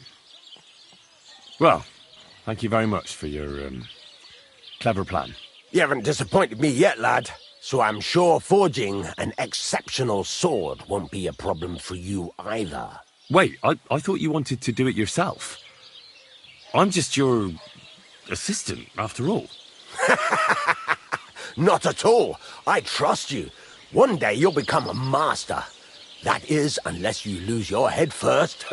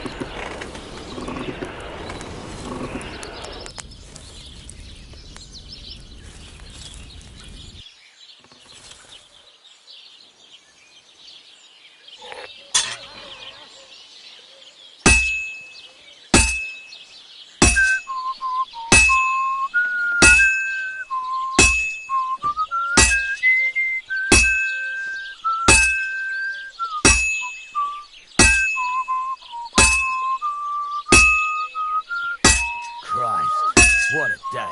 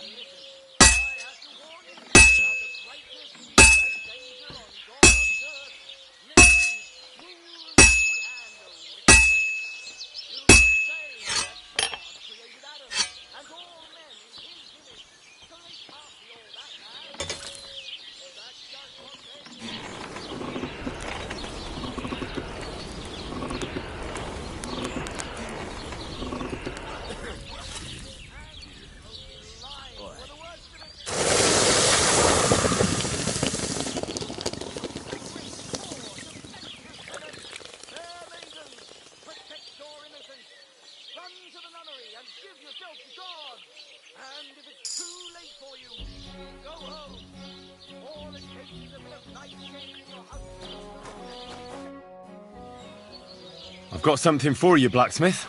God's nails, you weren't bullshitting. I'd say it looks pretty much like a sword, eh? Looks like. This is a damned fine piece of steel. Damned fine. Thanks. I was glad to help, but now there's something I need from you. I'll pay you, of course. And if you want to do some smithing, I won't throw you out of my forge either. No, you know full well what I need. I have to get to Samin's wedding. Why is it so important for you? It'll just be a lot of people stuffing their faces. You can find that anywhere. I have my reasons, and you don't need to know them. God's nails, lad. You're full of mysteries. But whatever, that's your business. I don't mind taking you to the wedding. Nothing to it. We can set off once you're ready.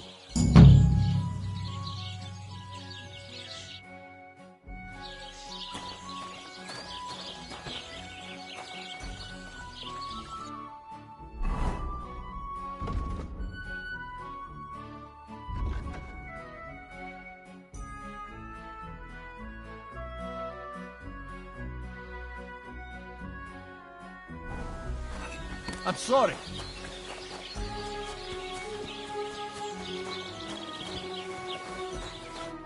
Greetings. Show me your wares.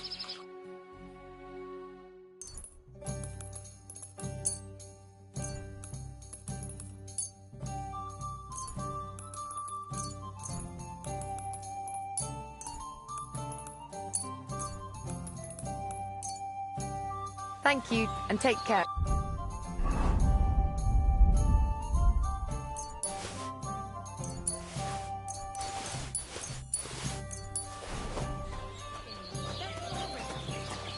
You're acting like a child.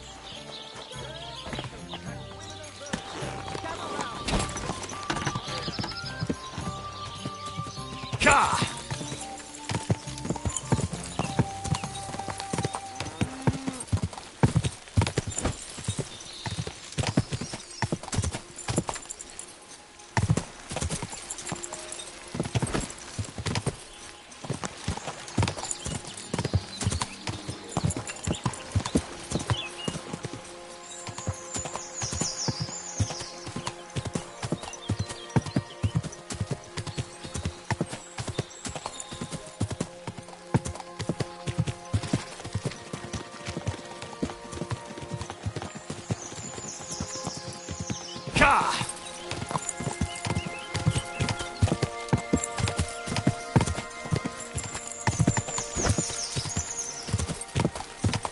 Whoa!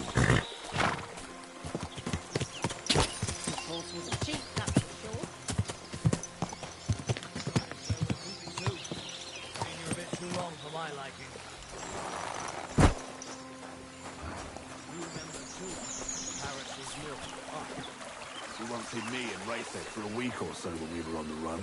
She isn't there anymore, is she? Callus got rid of her.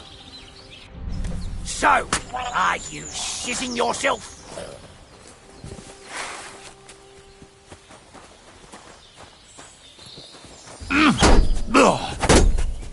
Die! Show your stuff!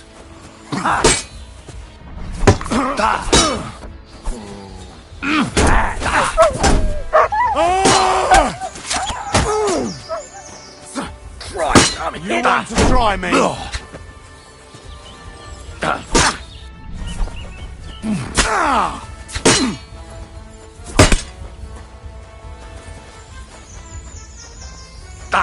Too slow! Show what you're made of! Jesus! You're no match for me!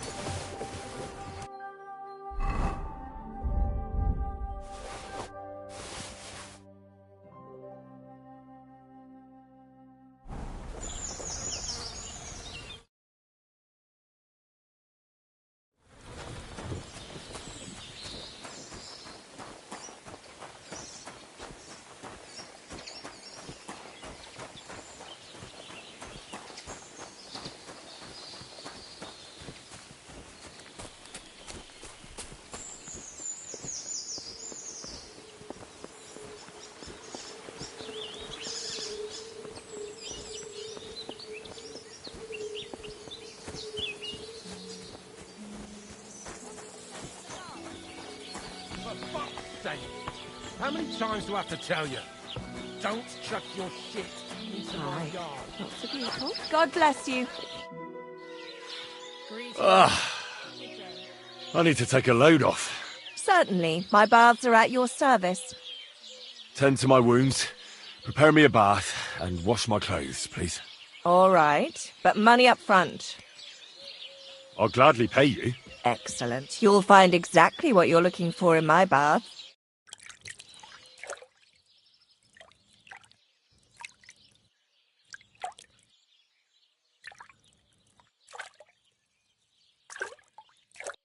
you. There, all better. I have all your aches and pains taken care of. And take better care of yourself out there, friend.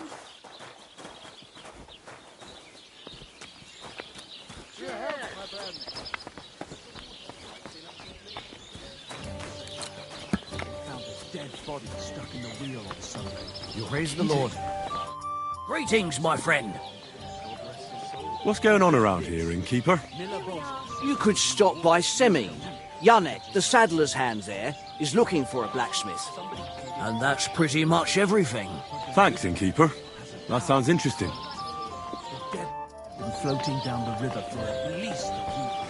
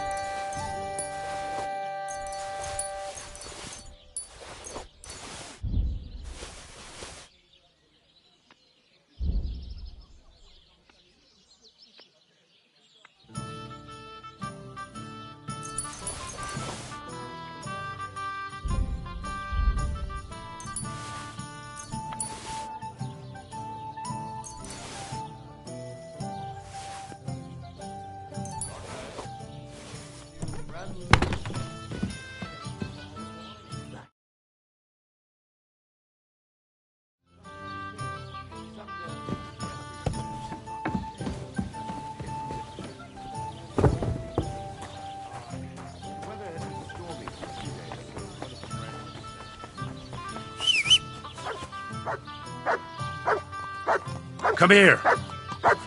Here, Mutt.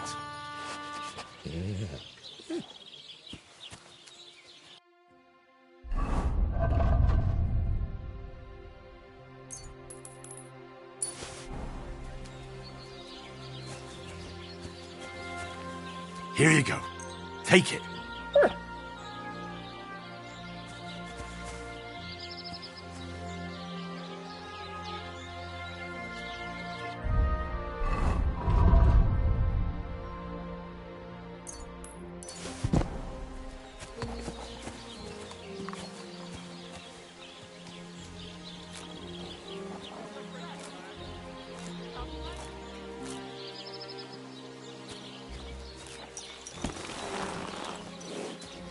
Everything all right, eh?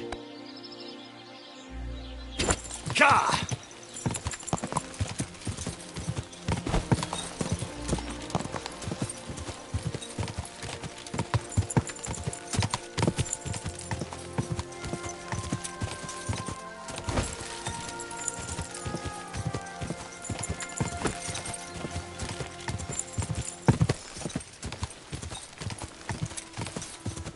Go!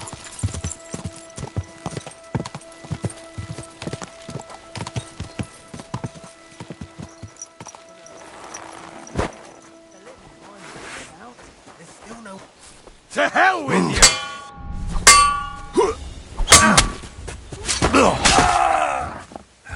What the? Blood! Hi! Fuck! Christ! I'm hit!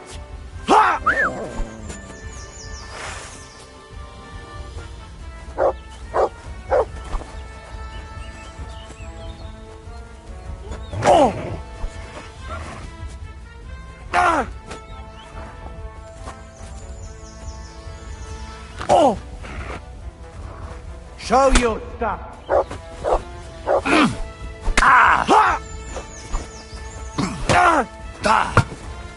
Aye, fuck that. I've been waiting.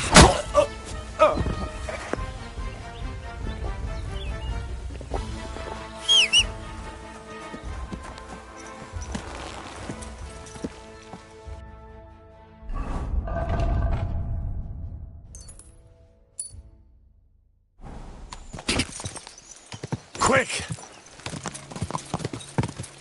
Whoa! We don't like it when it drags on too long. Stop right there! All right, what is it you need? I said, come here. I want... Look, I'll tell you how this is gonna go down. You're gonna give me every last groschen you have. If not, I'm the last person you'll see on this godly earth. The choice is yours. Please, good sir, let me pass. I have enough hardship in life as is. My mother recently passed away. I don't have a groschen to my name. I used to help the knacker haul corpses for a pittance.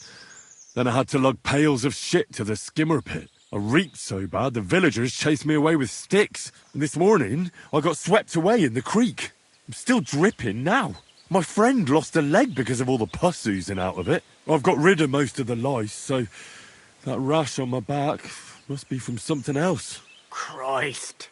Go, please. Just go. Well, are we going to jump them? Just a bit longer. I can't wait any longer, damn it. For fuck's sake. You'll... You've got to be kidding. You're a dead man!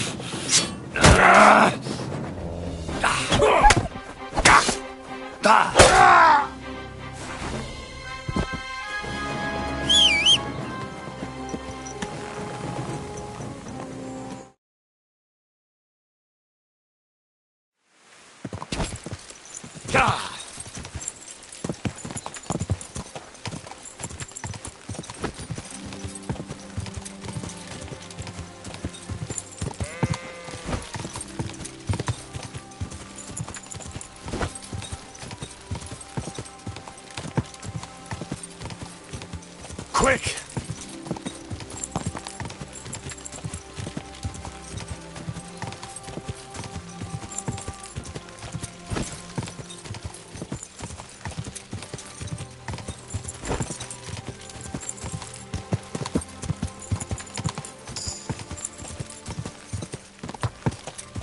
Go!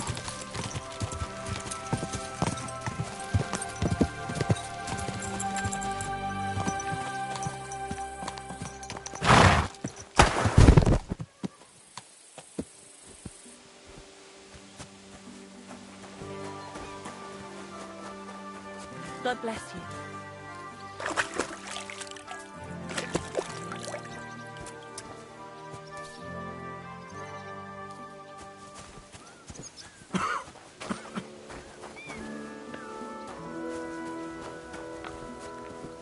Good day. Good day to you. What do you want from me? I heard there's a wedding coming up. Your son and the bailiff's daughter. That'll be a great feast. Aye, and a pretty expensive one, too. But older is my only son. He deserves a wedding that'll be the talk of the county for a long time. Can I come and see it? I've never been to a nobleman's wedding before. Henry, you helped us with the weapons, but don't you think you're getting a bit too bold? No. I was just asking. You really don't know your place, do you, boy? Lord Semine, what will happen with that robber from Apollonia now that we've captured him? You mean Gules? You might find it hard to believe, Henry, but the man is of noble birth. That means I can't simply lock him up or, God forbid, execute him. So I took him into my service.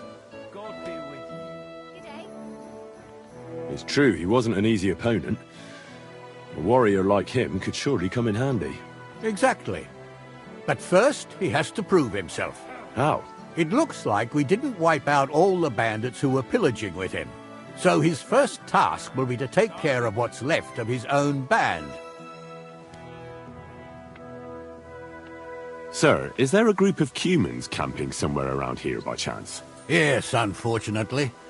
They set up camp right next to the nomads, by the rock tower pond. Try asking Bojana, the herb woman. She might know something about them. Maybe try Natan, the shepherd, down past the village. He knows every stump around here. Till we meet again.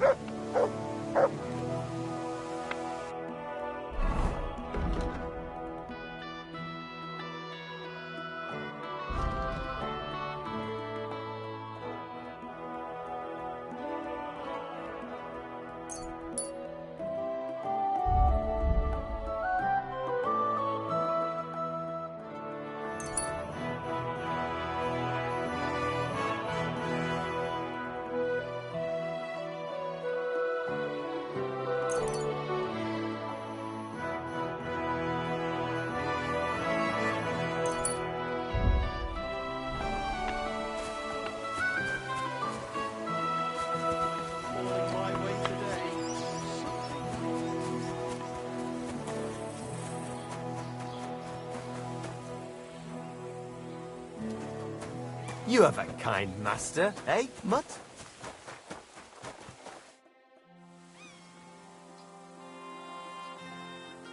How did Jules end up? He's a noble, so Lord Sameen took him into his service.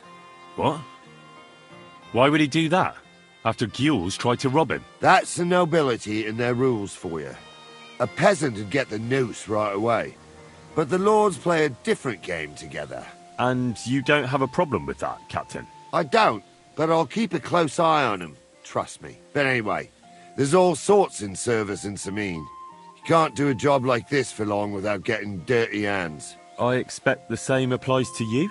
My hands might be dirty, but my conscience is clean. There's some folk might tell you a different story, but that's how it goes. What happened with that hired hand? Francie? Nothing much. He swore it was the other fella talked him into it, so we kept him on here as an hand. Very generous. Aye, the best thing for a wayward fella like that is hard work. I think I've heard all I need to know. I'd like to learn a new combat technique. All right, I can show you something. Fighting with a longsword is all the rage, but it's not for me. You know what they say about old dogs learning new tricks and all that? But there is one thing I've learned, so I'd be glad to show it to you if you're interested. That sounds good. Teach me that. So this technique is when, during a deep thrust, you unexpectedly drop your right hand from the sword, and then you can get much farther with your left hand. It's just like a sting, right between the opponent's eyes. Now come and try it a few times, lad. You'll never learn it just by wagging your tongue.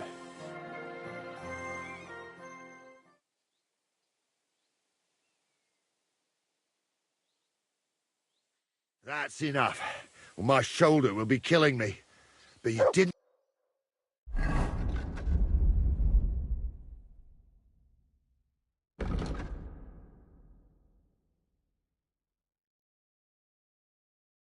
badly. I'd like to learn a new combat technique. All right, I can show you something. As long in the tooth as I am, I can tell you most men who pick up a sword know little or nothing of it. So it's best to just forget about any tricks and simply send them to the ground with one quick slash. Would you like me to show you? That sounds good. Teach me that. All right. Now, where was I? Oh, right. How to bring a bloke down before he finds the hole you made in him. Well, first you hit him a few times from the right, and then at the same time, you slash him in the throat with a step to the right. Aye, a seriously fast and deadly hit, especially when your opponent is a dumb bumpkin. Now come and try it a few times, lad. You'll never learn it just by wagging your tongue.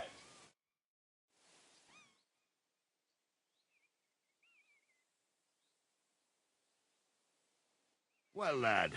Good?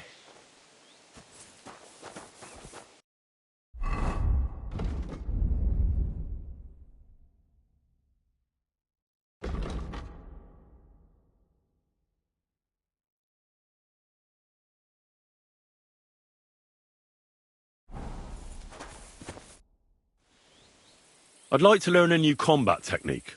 All right. Why the hell not? I can show you how local men fight with pikes. It's not that noble a weapon, but it is dangerously effective. One slash across the belly and you've got him where you want him. What do you say? That sounds good. Teach me that. So listen, lad. You start slicing the pike with a slow arc to yank the opponent's weapon aside. This will throw him off balance, so then you slice the pike's blade into his unprotected belly. If you do it right, it's all over, believe me. Now come and try it a few times, lad. You'll never learn it just by wagging your tongue.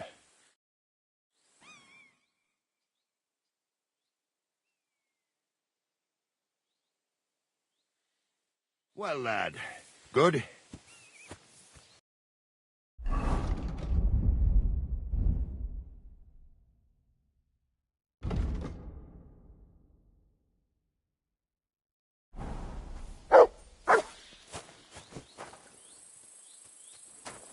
God bless.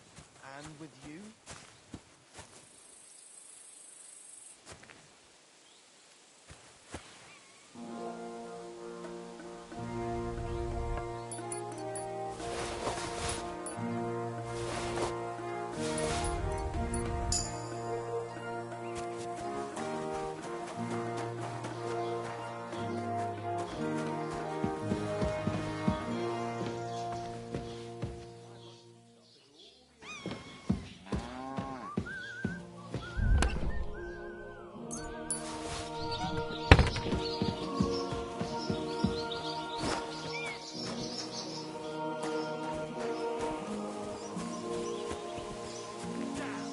Jesus Christ.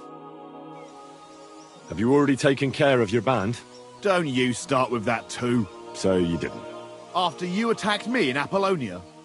I'm so battered I can hardly wipe my own arse. Old man Samine will just have to be a bit more patient. What if I helped you? Well, well. Someone fancies himself. I can handle a few footpads. These aren't any ordinary footpads. They're a bunch of the most depraved whoresons I've ever met. Would you dare to take them on? Yeah. Just tell me what I need to do. So listen up. From what I've heard, there's another 4 of those scum roaming the countryside. I'd bet my boots that a few more will hitch up with them in time, so it won't be easy. You can start with Canker. Canker? Interesting name.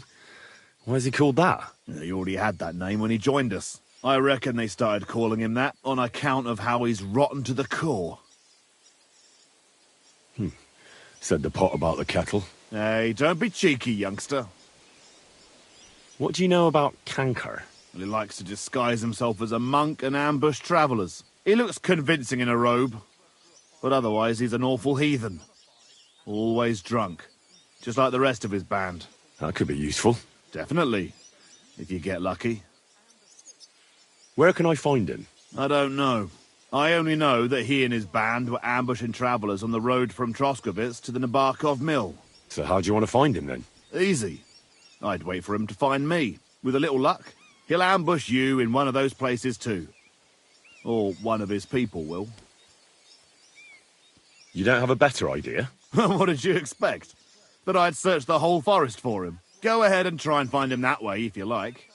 But I think you're more likely to roll straight 6s and dice.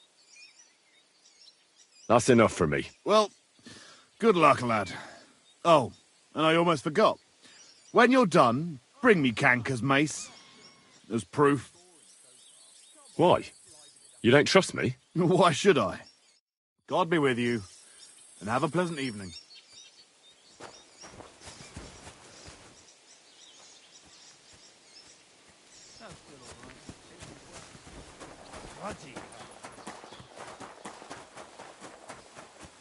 Are you whistling?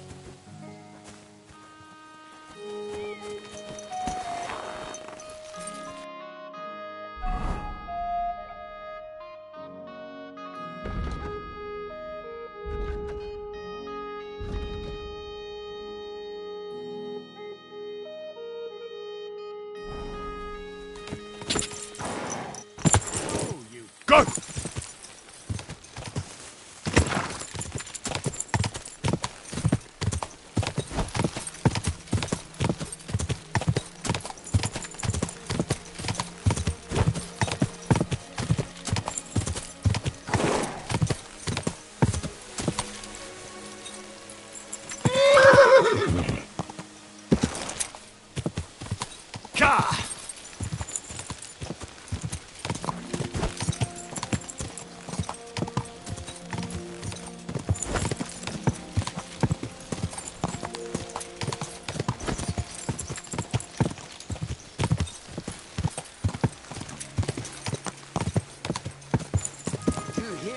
What happened at the big wheel? At the mill? Yeah. Quick!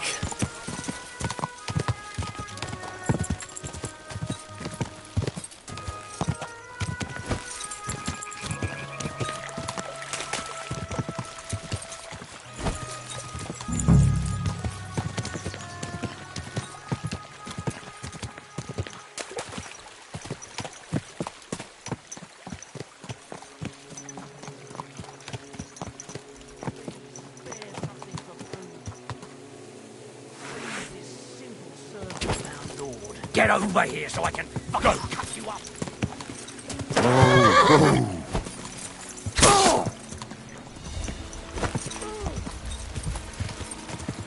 Whoa! Whoa!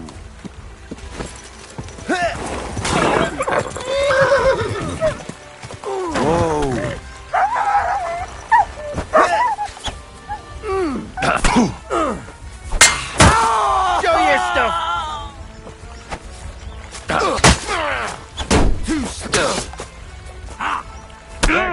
Got you horse on. Come on, then. I'll get you.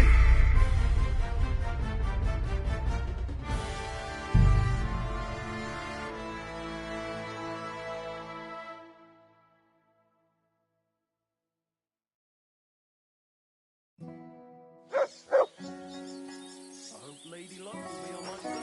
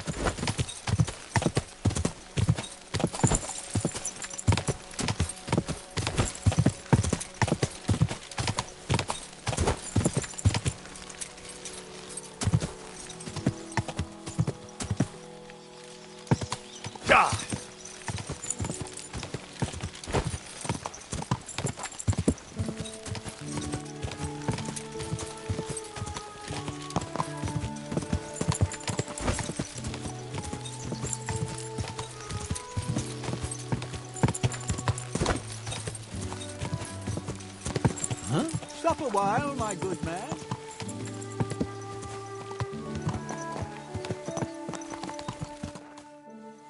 God be with you, noble sir. I'm Henry of Skalitz, and I serve the Lord of Lipa. Sir Kunesh of Belevitz. Poor as a church mouse, but a free man once again. A free man again? What happened to you, Kunesh? Ah, the greatest of misfortunes befell me.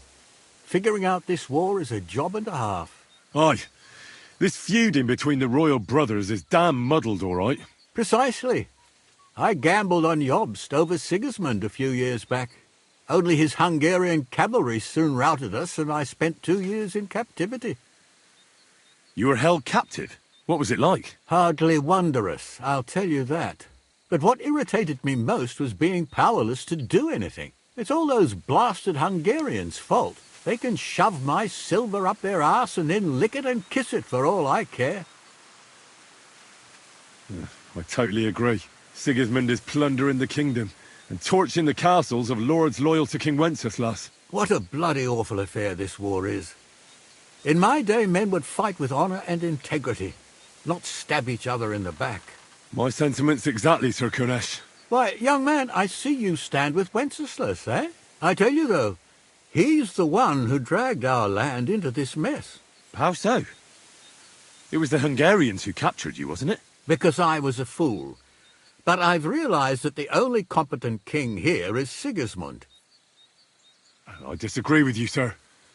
Sigismund is a scoundrel who will do our land no good. That's what often happens in war. Still, for the good of the country, I'll side with Sigismund in the end, especially considering what a drunkard and fornicator that brother of his is. Wenceslas stands up for his people. Wenceslas can't even see the tip of his nose, and things are only getting worse.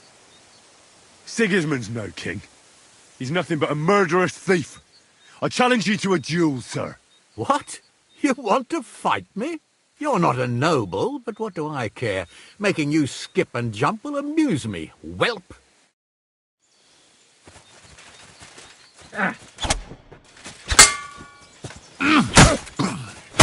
I feel quite hungry!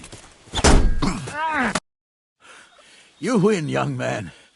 But things will only get worse. Mark my words. Wenceslas will do nothing but throw the land back into turmoil. Here's a few groschen to show you I'm a man of honor. Thank you. I'll remember you as a chivalrous knight, Sir Kunesh.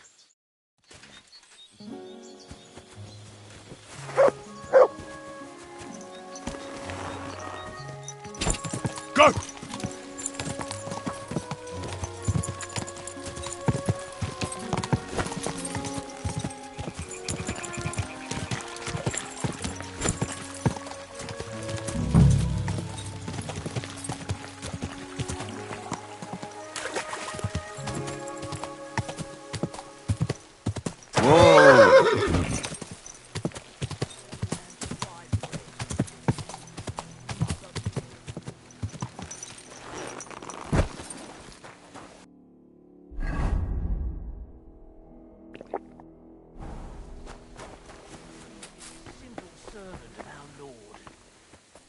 Help a poor monk.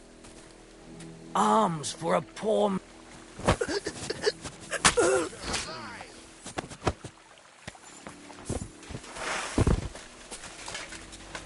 Show what you Watch out for that!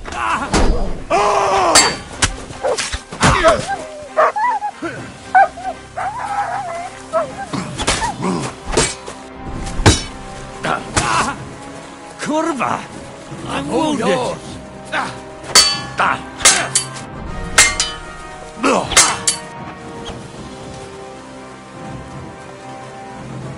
What do you want? Damn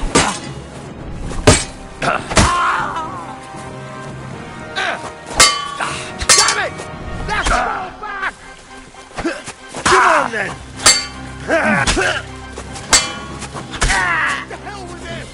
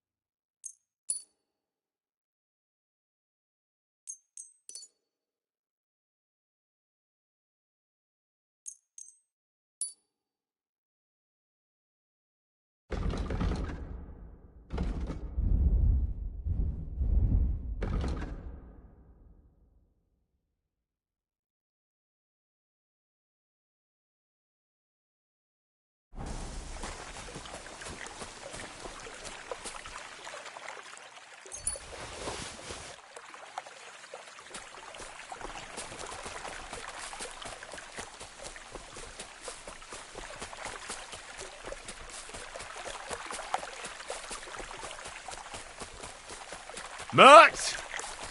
Here, Mutt! Fuck. He's run off.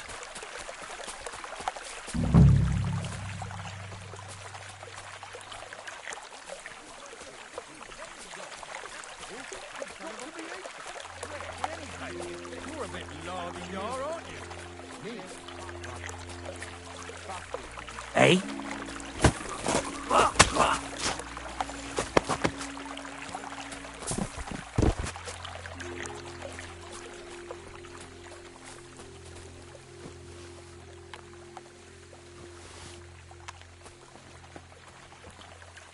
Ah, Dopperdella! To hell with you! With us, you wretch!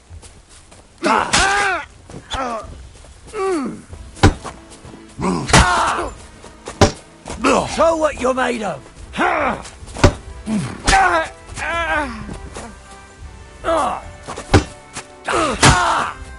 You fight like an old hag! Bastard! For God's will! God!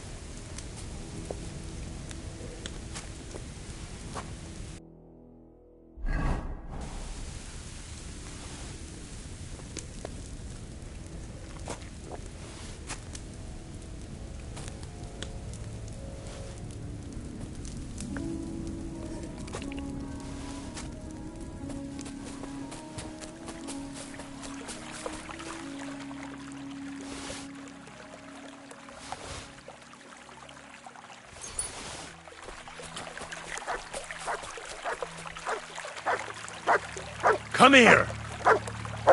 Here you go. Take it.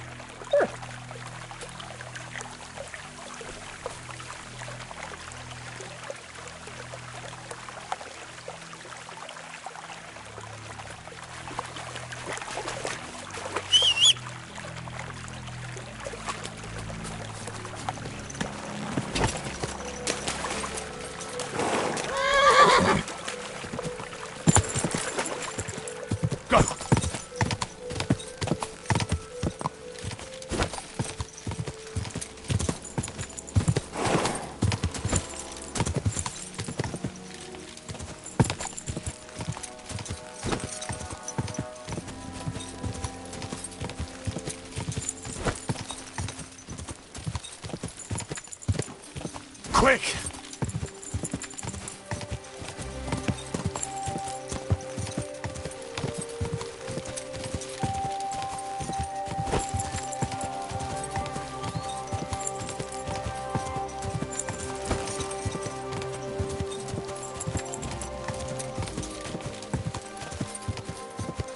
Quick!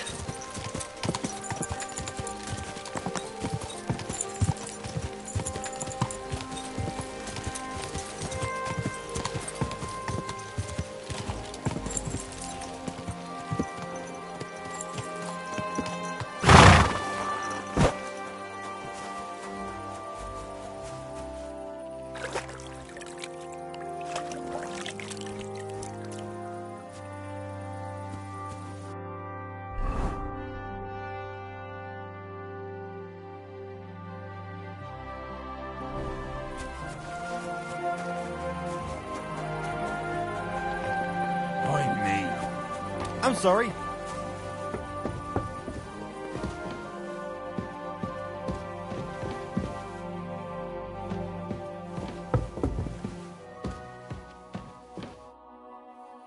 I took care of Canker. Seriously? So you brought me his mace like I told you to? Of course. Here you go. Yeah, that's it. Canker's best mate. Just as filthy and slimy as its owner. Good job, Henry. Here you go. It's not much, But I won't get any more than that out of old Samin for the job. Who's next? Hold your horses, lad. Those bastards have to be tracked down. Give me some time. Fine. I'll stop by later.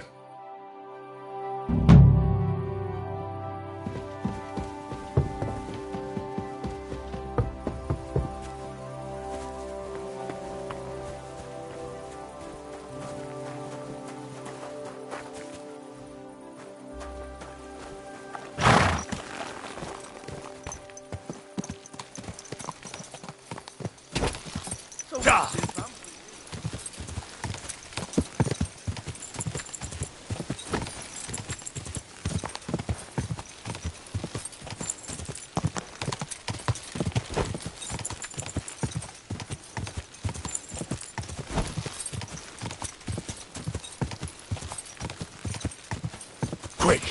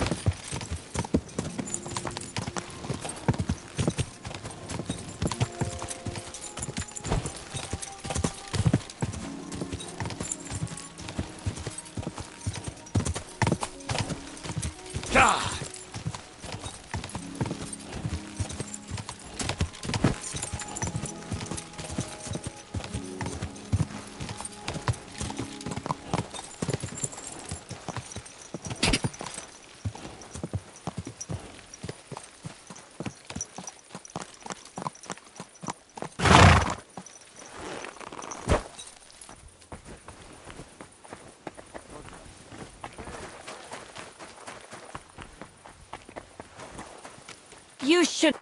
What are you here for? I need a bath. What'll it be? I need a hot bath and my clothing cleaned. Excellent. Pay up and we can get started. I'll gladly pay you. Great.